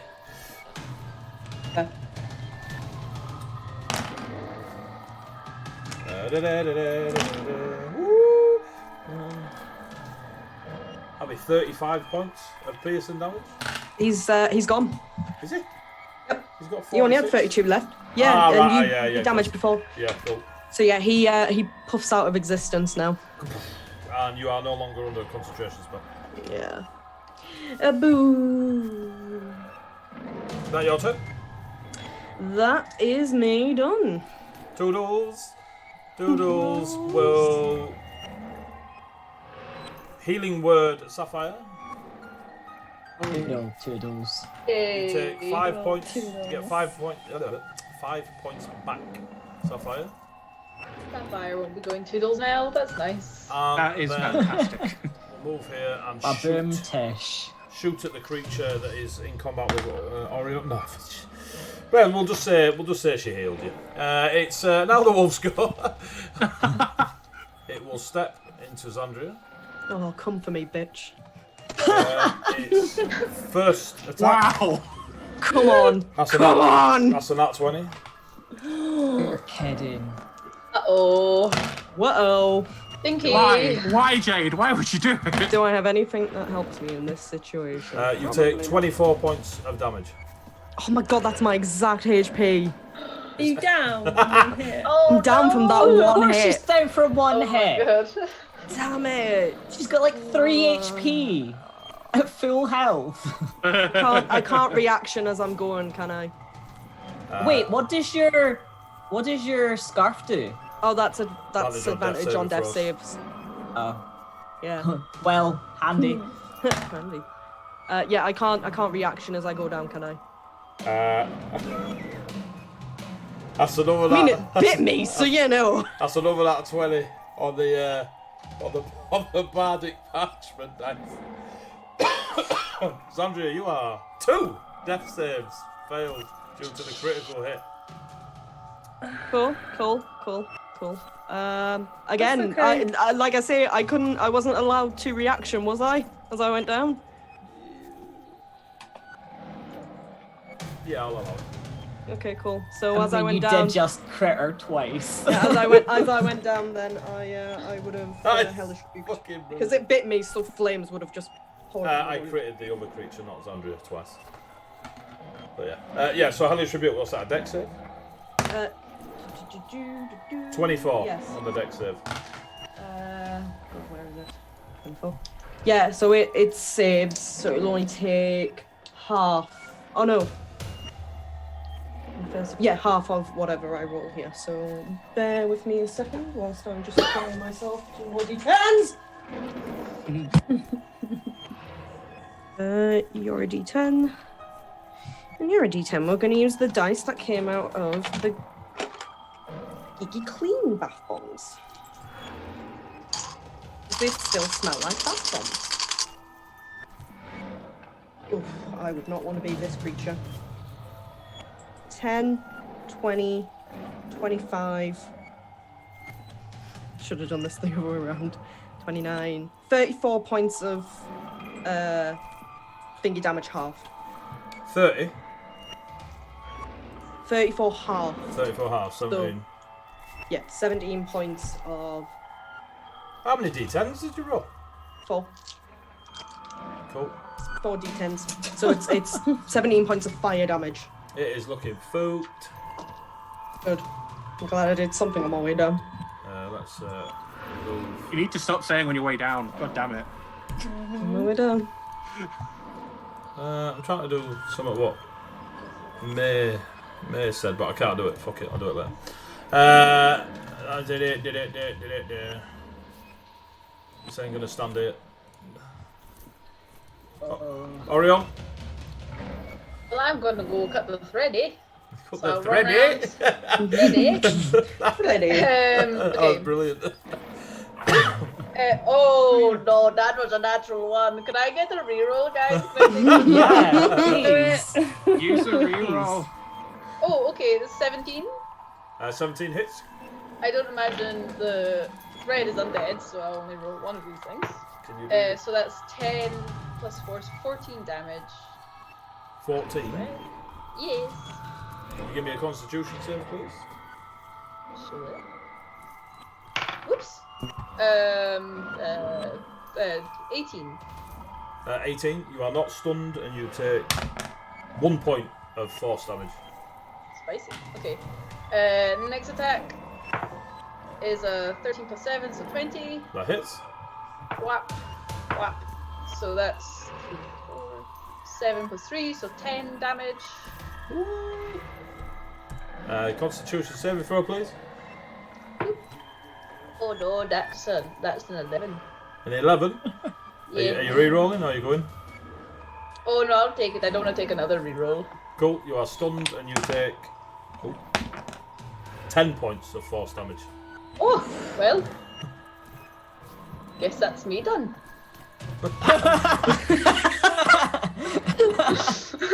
Beautiful. It's now its go, and it notices you attacking the thread. It's still wreathed in shadow. It will... It'll claw you. 19. Yeah, hits. That is a stupid amount. 15 points of necrotic. Oh, okay. Of necrotic, Oh, don't forget. half. Yep. So you're what, 7? 7. Second claw attack, that's 13. Misses. Cool. It just hammers down into you quite angrily. You then see it focus for a moment, and shimmering lights amongst little orbs of shadow appear either side of it, 2 of them, as if it is mid-conjuring. No. Oh no. Nope. Ari, Oh no, thank you. Ari, your turn. Ari is gonna healing word Sandria, otherwise he will never heal again of it. I don't know what you're talking about. I'm on the floor. I'm not going to hear anything. A bonus action, or how is my spell casting ability modified? I have no idea. I never cast spells. Are you healing word? Yeah. Yeah, it's like 1d6 plus... Well, 1d4 plus my spell attack, which is 6 apparently, so there we go. Nice. That is 8 points back to you. That is my bonus. But then my actual attack, I'm gonna go hit the thing, because Ari doesn't know any better. No, he's gonna have to move a bit closer now. Sorry, how much did you heal for? 8. 8. Fantastic, thanks. But yeah, he's gonna go and try and stabby stab. Stabbity stab, stabbity Well, stab. try is the operative word here. Oh, we rolled a 15 though, plus 7. So Are you stabbing the wolf? yes, because Ari doesn't know any better. To be fair, the thread's already broken, so if you did stab the wolf, I'd be worried. Oh, fair. Cool. What did you get, sorry? 15 plus 7. Oh yeah, that hits. Yeah, I was like, oh, I can't add that up. Cass is already engaged, is he? Yeah, you don't... Yeah. yeah, Kess is engaged, Xandria is technically engaged. I was gonna say she's technically. Oh, she's conscious. So sneaky. 5. Do you do Oh my 6 God, points maths. of damage to it? Yeah, I do. Good. Because whatever 5 plus 7 is. Jeez, finally. As you slam into the wolf after healing Xandria, your rapier slides through it and you are covered in sticky, stinky ash as it just explodes as you burst through it with your rapier. My hero.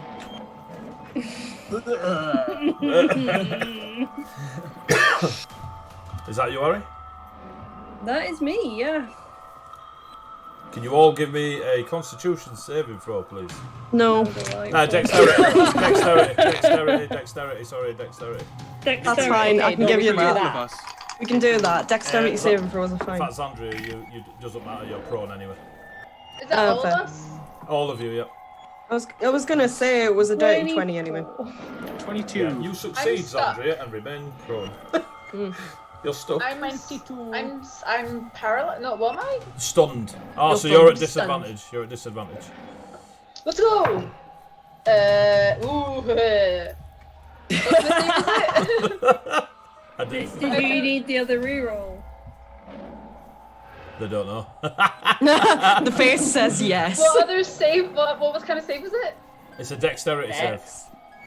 Oh, that was a 9. You've got bardic inspiration. Yeah. Ah, you used it, didn't you? No, You I used used it. it. We've got another reroll. We've got another I mean, if you reroll. guys don't mind me taking a reroll. Nah, go for Go it. It's for usually it. me. Yeah. That's true. It is normally. That's not much Kess. better. 15. 15. You remain on your feet. Sapphire, Hey! I got a Kimbo 22. squad. Cool. You remain. Are you up yet, Sapphire? I haven't stood up yet though. Ah, so yeah. So you don't matter. That's what you do, man. Oh, Toodles! I need to do Toodles. Oh, do Toodles. Ah, Toodles is pro. Toodles is on the floor. Toodles is fine. Toodles is not within any immediate danger, right? Yeah. Also, Xandria, she's you're already raged. prone. Harry, what did you get?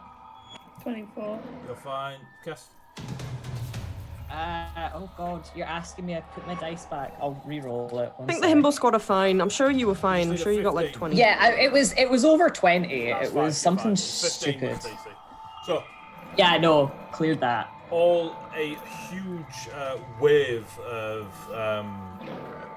hurricane-like air bursts forwards from a direction over here somewhere Oh. and slams through the forestry. Some of you already prone, others not. But you feel the strength of it try to put you on your ass.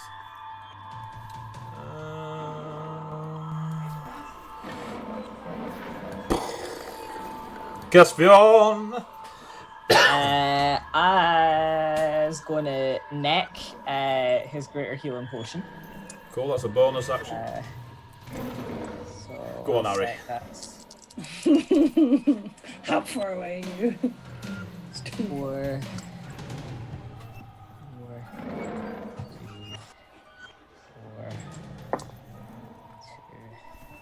4. I will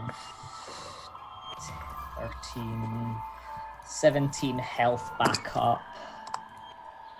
17. Yeah.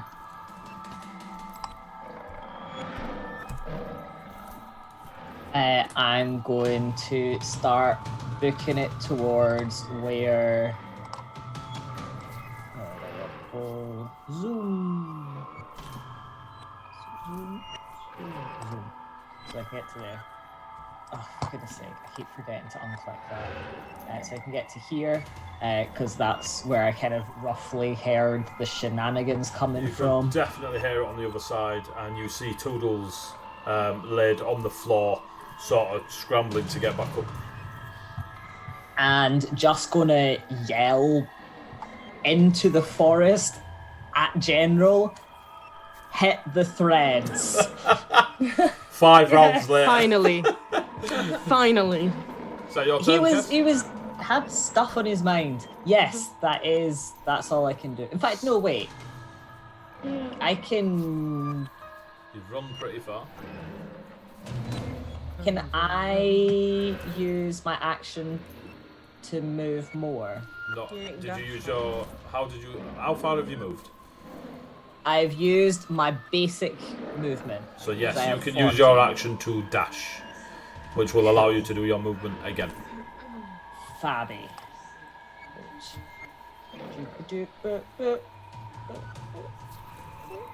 Oh, we'll say it's there because I'll need to go around the corner. So that's... Look at me remembering. I forgot you to can move select 40 feet, you bloody mobile bastard. Yup. Catch me.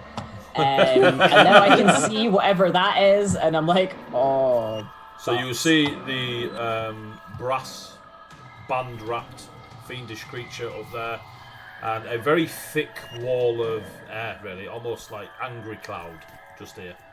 Give me a perception check. Oh, I love those. Cloud. What I call my cat. Oh no, okay, that's not so bad. That's not so bad. That's a 16. Like through, you just keep seeing glimmers of blue, as if this is not solid, and every now and then you get a shimmering of blue enveloping the totem. Enveloping? Enveloping. Royal Mail all over this bitch. Yeah, the other word that means the right thing over there with the air elemental. That air elemental is in armour. Well, that's Oh, not you nice. can't stab air. He's not a smart boy, but he knows Oh, that. that attitude. Or he just throws a burn out from across the air. Oh. So Sapphire, it's now your turn. Okay, so Sapphire is going to take half of his movement to stand the fuck up. He's going to down one of his potions as his bonus action, so I must remember not to flurry of blows this round. You and your 7 bonus. Bloody monks. Broken, I tell you. Oh, double 4, so what's that? 8. Plus 2, isn't it? Yeah. So that's 10 You've got to points of set 'em healing. up, dude. I gotta take 'em. Stick with that for now. Okay, so I can't rage either because I'll have been knocked out of rage by going down. Okay, so I'll move over and I will just use my normal attack and then one punch. What? One punch. Get the out of there. Okay, right. Okay, so that first one is a 21 to hit. Oh, yeah. I like this dice a lot better than the ones I was using earlier. Which is a 3 plus 4. So 7 points. Oh, she's a fiend. 10 points of damage on that one. And then he's unarmed. The little boy that went out as my dice tray. 15. Yeah, so that's another 21 to hit. Yeah. This is going to be a little punch. That's 6 damage for my punch. And that's my turn. Alright. I probably don't want to be standing there. But I can't That see. is Sapphire's turn.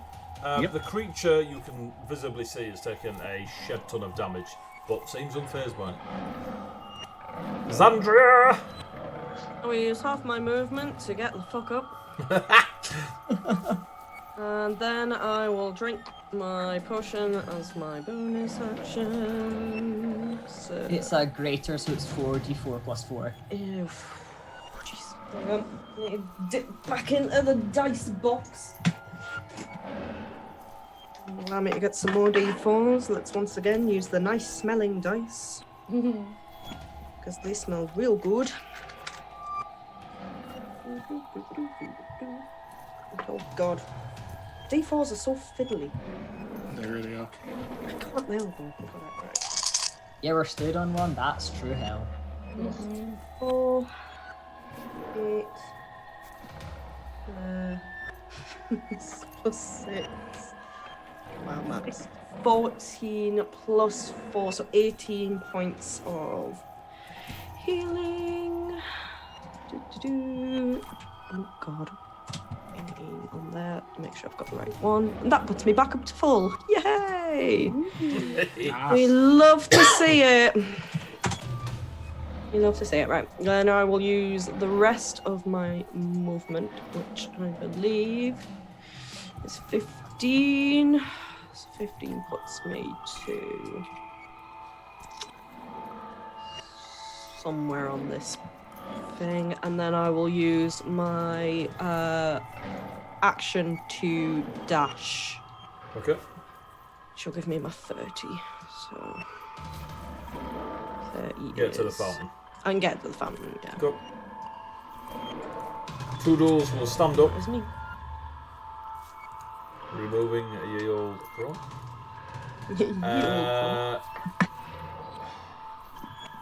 How bad does Sapphire look?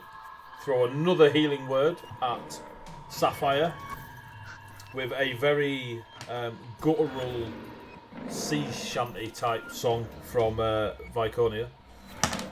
Oh, that is shit. He knows. You He get- knows many things. You get 4 points of healing. Still incredibly helpful. Thank you. That's why I will turn around and just be like, oh my god, thank you so much. And then launch an arrow into the abyss. Orion, Yeah. you are no longer stunned. Oh, that's nice. Okay. Do a smash. I will well, cut smash. the thread. Is this Do a smash. the Do a first smash. round you are stunned? I think. Oh, no, yeah, sorry. Here's what I did. Yeah, it's yeah. You're no, yeah. You. So this is the first round you're stunned. Yep. Yes. Yeah. So you are no longer stunned, but the stun comes off at the end of your turn. So you are. Okay. Does that make sense? Yeah. So I don't do anything. I'm just unstunned. Yes, you're unstunned. Okay. The creature now will Ah. see both of you. No smash. Full smash. It will first attack, release the shadow around it to consume the mark that is still on Orion. Oh no. Oh no. Can you give me a Constitution saving throw, please, Orion? Sure. 14.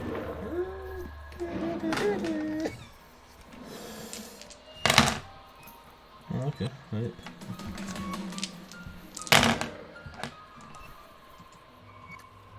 The mark is consumed, and you take 22 points of necrotic damage. So 11. Oh, So 11 to Orion. Oh, okay, I'm still up just. close. Hee-hee! And then it will claw attack Sapphire, who just won't go away. Just won't leave. Fucking die. 23. Yeah, just about it. Oh my shit! I need to take a photo. Is it another 20? No, it's 3d6 damage, and I roll 3 sixes. Oh my god. That's cursed. I have 19 health. Oh my god. You just did Don't you 18 wanna points get- of damage. I've Oh done- my God. It's 21 points of damage, right? Of course, because it gets pluses. I'm Yeah. back down. Oh, you okay. I'm just gonna. We're going down. I'm Yeah, yelling timber! timber! This is what happens when you split the party, but never mind, it was fun. I'm coming down. I'm shouting Tinder. Seems Shouting appropriate Tinder? for Abby. Yeah, Tinder. Whatever this Grinder. world's whatever this world's equivalent of Tinder is, Abby I'm is pretty it. sure it's just Xandria walking into a tavern and going swipe left. Swipe left. I feel like because he's a lion, he's a lion, so when he goes down, he yells Simba. Oh. Is that one of your dad jokes? Good lord. I'm Oh, taking can I reach? It will move. Why? Yeah, it will move to there it is eyes on you, Orion. Well, I'm very handsome. That's very true. Harry? Jesus Christ. Ari is gonna. I'm pretty sure Orion's like a foot off next size category. Pretty much. Ari's gonna dash with his bonus action, so he's gonna move to the fountain essentially, and then move from the fountain and try and get to Sapphire. Not quite. Right. And you'll be down here. Don't forget. Oh yeah, no, I will be. Okay. Can't go one through the second. mushrooms. Can't go through the thing. How far? You How not close heal at can I range? get? Yeah, you can heal at range, can't you? You got healing word. Or have you run out of... Yeah, but the problem is if I dash using my action, then I you can't bonus actually. action. You I can can't still... bonus action. Yeah. Yeah, you can. You use your action to cast it. Dash is action. Okay. Well, just not means for you- So as a rogue, yeah. you can use your bonus to dash or your action to dash. You just Okay, can't I do can it use my twice. action to dash. So Okay, either way that's around fine you then. do it. And you are allowed to use an action to cast a bonus action spell. Cool. Oh, can you? We'll, Yeah. Yeah, it's just, you can't do it the other way around. That's Not all. the other way around. Oh, yeah. okay Yeah. then. In that case, he will. Healing word Sapphire. That's I both thought my you can spell only slots to do use. bonus action spells as bonus actions. Oh, Every see. day's a learning day. Good thing Yeah, I'm healing playing a word. That was a fighter. thing, wasn't it? D4 plus we established it was 6. Plus 6. So Yep. that is 7 points back to you. Sapphire like opens his eyes and kind of stop sending me there. He says at the air, just looking around, shaking Is slightly. that you, Gunnar? Yup. Zoom. Zoom. Oh, that didn't work. Ah, yeah, turn off. Ah! Hang on. That's done the opposite of what I wanted it to do. Hang on. Yeah, just... Oh, this will be... Yeah, there you go. Get off you. Okay. Where is your look? So, Kesfion, there is a rushing of air. Can you give me a dexterity save? That rushes out of that funnel where you are. Oh, there you go. Yes, I can. That was my third nat 20 of the night on something that Boom! probably Nice. really could have been used to hit something. You don't fall So over. that would have been plus Loads. 3. So you don't fall Fuck. over. But this entire area goes dark. Well, that's fine. I'm gonna run into it. Oh no. Cool, it's your turn. Cool. So I am listening out for where this nasty is. All you hear is a rushing of wind. Love that for me. So I was there. I'm just gonna make a guesstimate at where it was. So I can get to there, and I think that'll bring me just past it. So I'm gonna go to here. Oh, and I'm gonna remember to unsnap. So that's about here. So, when you and get to here, give me a strength check. can do. Come on, Himbo. Let's go, Himble. Himbo energy. Check. I'm a mostly Dex himbo, check, but check, that don't save. but that is a strength check. That's a dirty 20. Cool. You successfully make your way through at half movement. So, what were you, 35 about- movement? So you probably get the other side of it. Where were you? 40 movement, so probably about Yeah, here. probably get about there. Yeah. I'm gonna just try and have a swipe anyway. I mean, I might as well. Can you swing at 8 I foot? mean, no. Well, you're 10 feet from it, ish. So that's your movement. You, as a two-weapon fighter, can you just? Nah, what I'll do then is if I'm not kind of sensing being It's pitch near black. something, like obviously he can't see anything, but like when you can just kind of Yeah, EBGBs. like when you're the standing rushing, near the something. rushing of wind all around you. Yeah. You are totally unaware of where it might be. But the last thing you saw that even was remotely a air elemental of blue energy with armor was there. That was Okay, it. cool. Was that? Then I'm gonna hold an action, and if it comes within Melee. or attacks me, I'm gonna do a smack. Cool. Sapphire. Sapphire's going to use half his movement to stand. You are aware of know the what? thread. Oh, is the thread still not cut on this one? No. No. Okay, do I have to move to the totem to cut the thread? You have to be within range of the totem or the creature. So, yes, basically. Okay, well, if I have to be in range of the totem or the creature, can I be on this side of the totem? If you've got enough movement, yeah. Yes. Oh, I'm just doing my job, alright? Yeah, no, that's fair. Yeah, so I'd like to try and cut the thread then, I guess. Cool. 9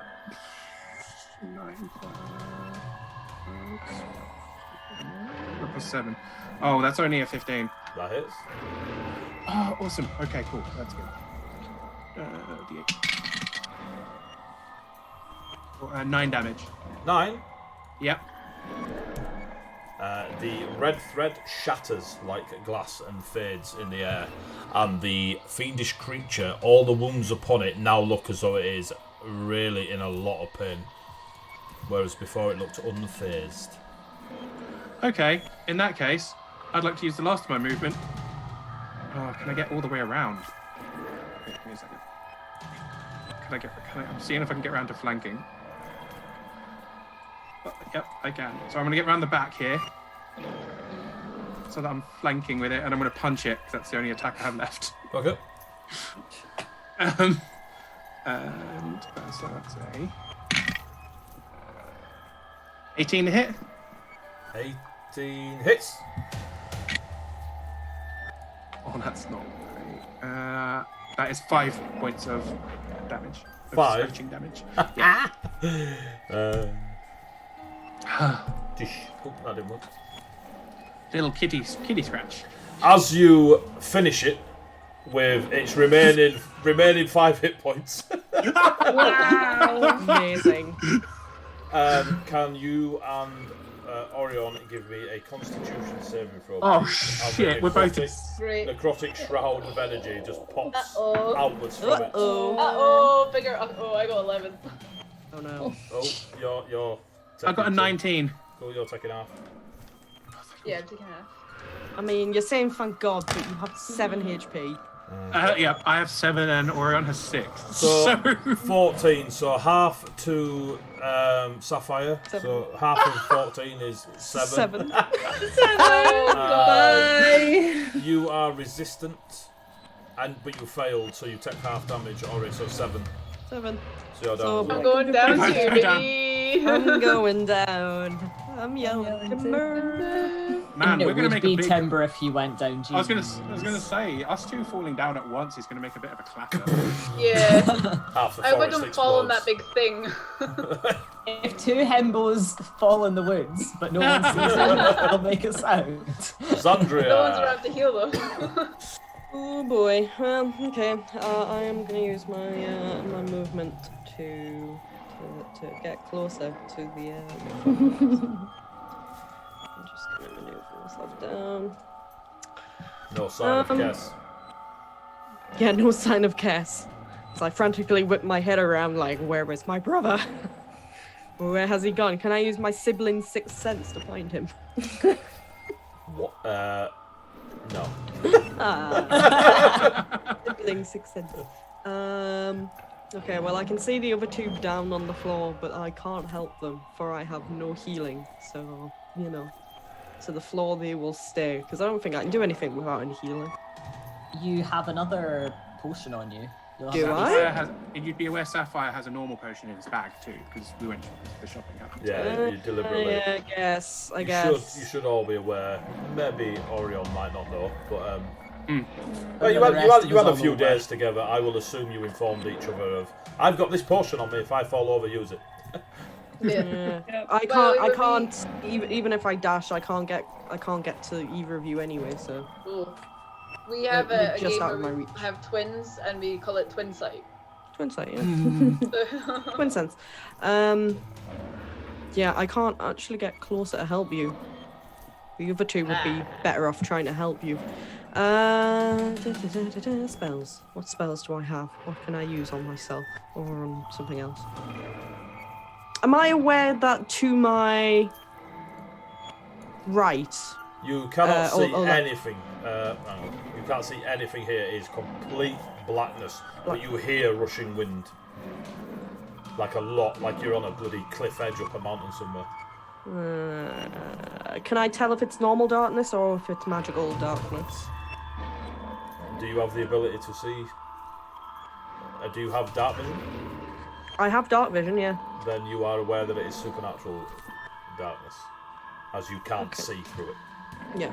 Okay, yeah. That would kind of make sense. Do you have Devil's Sight? Or do I you don't just... have Devil's right, Sight. cool. I was gonna take Devil's Sight, but it's on my list of things to take. It wasn't an immediate one to take. None of my spells will actually help here with any of the getting rid of darkness. So I am just going to dash as close as I can towards the sound of the wind. Cool. So you dash. Yep. Constitution save at disadvantage, please. Your DC is sky high for this, because you were trying to pass through air. Good luck with your breathing.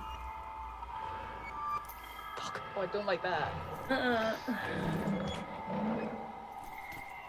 Didn't think of that. Depending on your bonus, even a nat 20 might not help, just so you are aware. It's a Constitution saving throw. Yep. I have a -1. Yep. I can tell you now, Andrea! you can't beat the DC. I was gonna say if I'm on a disadvantage, I did get a nat 20, but my other dice was an 8, so 7. Zandria passes out. Cool beans. Am I on 0 health? You are not 0 health, but you are in I'm death just- saving throws because you are in the air that is taking your breath, and because it is you, it is fucking you up royally. James. Probably the worst thing Zandria could have done. Oh my god. Can I just point out, it is 11 o'clock at night, and there's no big brain moments left here. It's alright, I'm aware what's happening next. Toodles? Oh, fucking hell. Oh, I don't know why I'm asking Toodles. What will Toodles do? Toodles, what are you doing? Toodles. Toodles will... Ah, no, Toodles doesn't know what to do. Everyone's down. Can I reach out to Toodles will throw Harry a vial with a red liquid in it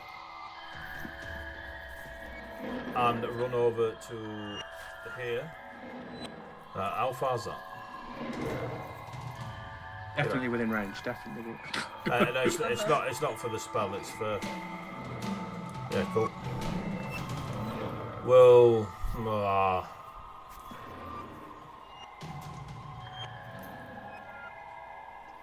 Healing words, Andrea.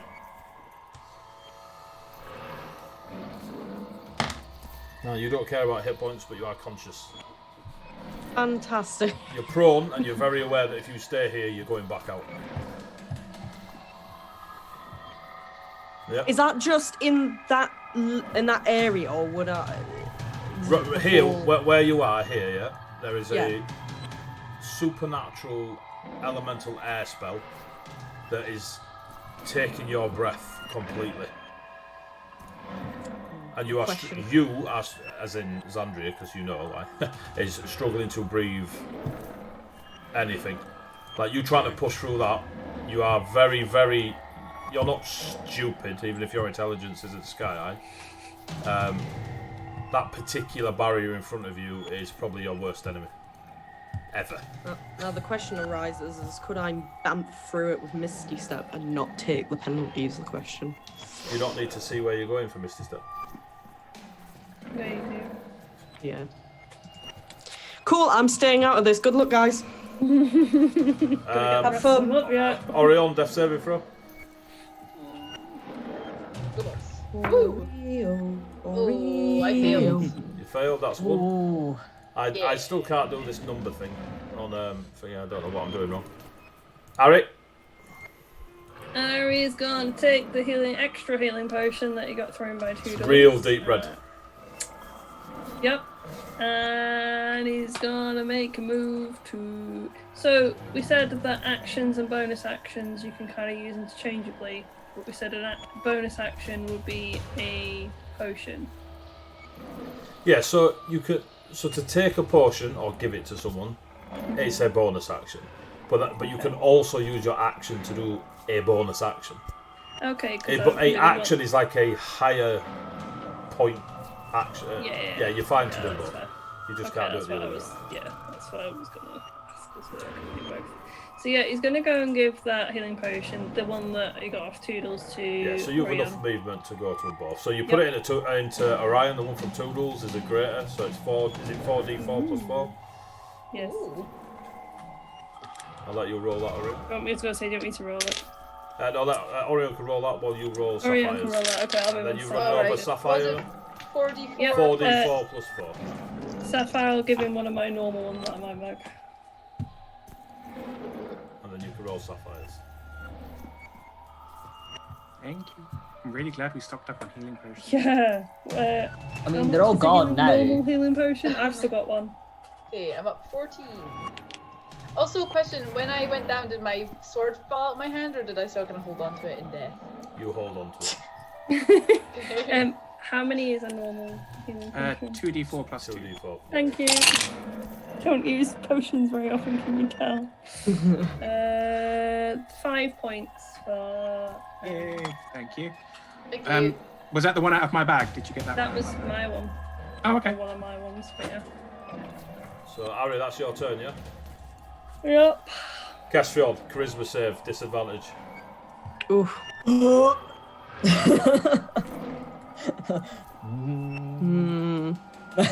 Bye, friends. Oh, that one's Gone. somewhere in the workroom. So we'll...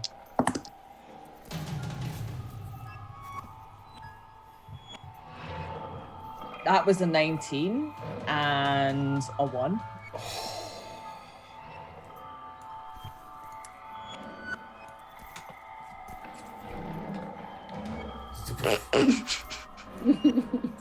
The rushing of airs, Andrea. Hang on, let me just. Oh, I did do that. Why didn't I do that? Oh, there we go.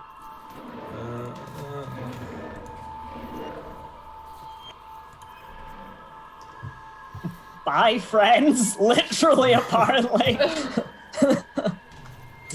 So, Kess, whilst you're in the darkness, you feel a rushing of air more and more around you. Completely, you've got deaf, blind. You probably struggle to speak if you tried your using your martial focus and discipline to take very small breaths in between the rushing of air past your mouth to keep yourself breathing. You then feel a pull on your very soul, and you are bamfed from the material plane. And I will tell you what you see in a second. The darkness dissipates instantly, as does that wall of air. You are no longer in Kansas. You are no longer in initiative. Oh shit, we're out of combat. Oh my god. Uh-oh. Yes, so you are no longer in initiative. Castrion, you appear in a realm that immediately tells you you are miles above ground level. There are floating mountains all around you with green shrubbery and clouds everywhere. There are creatures, bird-like, humanoid-like, taking flight all around you. There are humanoid shapes of air itself manifested into a humanoid shape. There is a creature not far from you that looks like a hoplite from the lands of Atoria, so the Greek-esque armour with the caress and the helm and stuff like this, but their flesh is made completely up of air, and it is very akin to the thing that you saw on the totem beforehand, and it is stood about 40 feet from you, You are on a rocky platform, and you look beneath. Your feet feel like they're on stone and rock, but when you look down, you just see fluffy white cloud. There's a brief moment where you have a bit of a panic that you are stood on a cloud above the world. Everywhere you look, though, there is no sign of landscape or anything like this. And if you give me an Arcana check, please. Just for my own entertainment. You know what? I'm going to roll one of the homemade boys. Let's a proper original. And Arcana is -1 because that's intelligence. That's a 16. Where 16. were you? 16. 16 is fine. You've clicked. You are on the elemental plane of air. Yep. The air elemental before you turns. Its eyes go a pure white, so white that you can see them beneath the helmet amongst the blue and white of the air itself. It stares deeply at you. There is no mouth that makes any noise, but you hear a voice. And all it says is a word. And we will call the session there. Okay. No! Give me my brother back, you bitch! So, thank you very much for tuning in. I apologise, we ran over 11 minutes later than anticipated. I hope you enjoyed it. It's the first time we've used Roll20 with this campaign. I was a little bit nervy about the fight with all the mechanics and stuff like this that we were going on, but thank you very much, players. You flew through it and you were smooth and fluid enough. It went along well. Some of us more literally than others. Yeah, I really enjoyed that, so thank you. I hope you like the chibis. I can't remember the chap's name that has done them all, but I bought all his chibi packs on Roll20. They're really cool, so I shall throw a link up on social media if you like the chibis. They're really cool. There's loads of little tokens if you use Roll20. But yeah, so thank you. The map was made by using Incarnate. The chibis are from a chap that sells his artwork on thingy, so I shall post about that. Thank you very much for watching. It's been great. Go check out Bardic Inspiration. .co.uk. Go check out Leo. Your Twitch is, I don't know the name of your Twitch. Kroov. Kroov. And we've got Clockwork's Twitch, which is just Clockwork SJ. It is indeed, yeah. Well, you can see in the chat. If you go check them out, Kroov and Clockwork SJ, you can see their Twitch channels doing loads of cool arty stuff and other. It's gravy time. And we have Kyrene TMHT. I've probably said that wrong. I do apologise. Following. Thank you very much for the late follow. Go check them out. If you find Kroov on Twitter, you'll get to see lots of cool artwork as well that I can't stop looking at. Cool so I do apologise. I've showed the kids. One of them was happy. The other one was like, "That's not an Xbox, Dad." I was like, "All right, fair enough." So yeah. So thank you very much for watching. It's late. We'll tune in next Tuesday and see what happens in session 21 in the elemental plane of air. Oh, so excited! So for now, it's not really my element. Not really. no, it's Nice. not. So, folks, thank you for watching, and for now, say goodbye, players. Goodbye, players. players.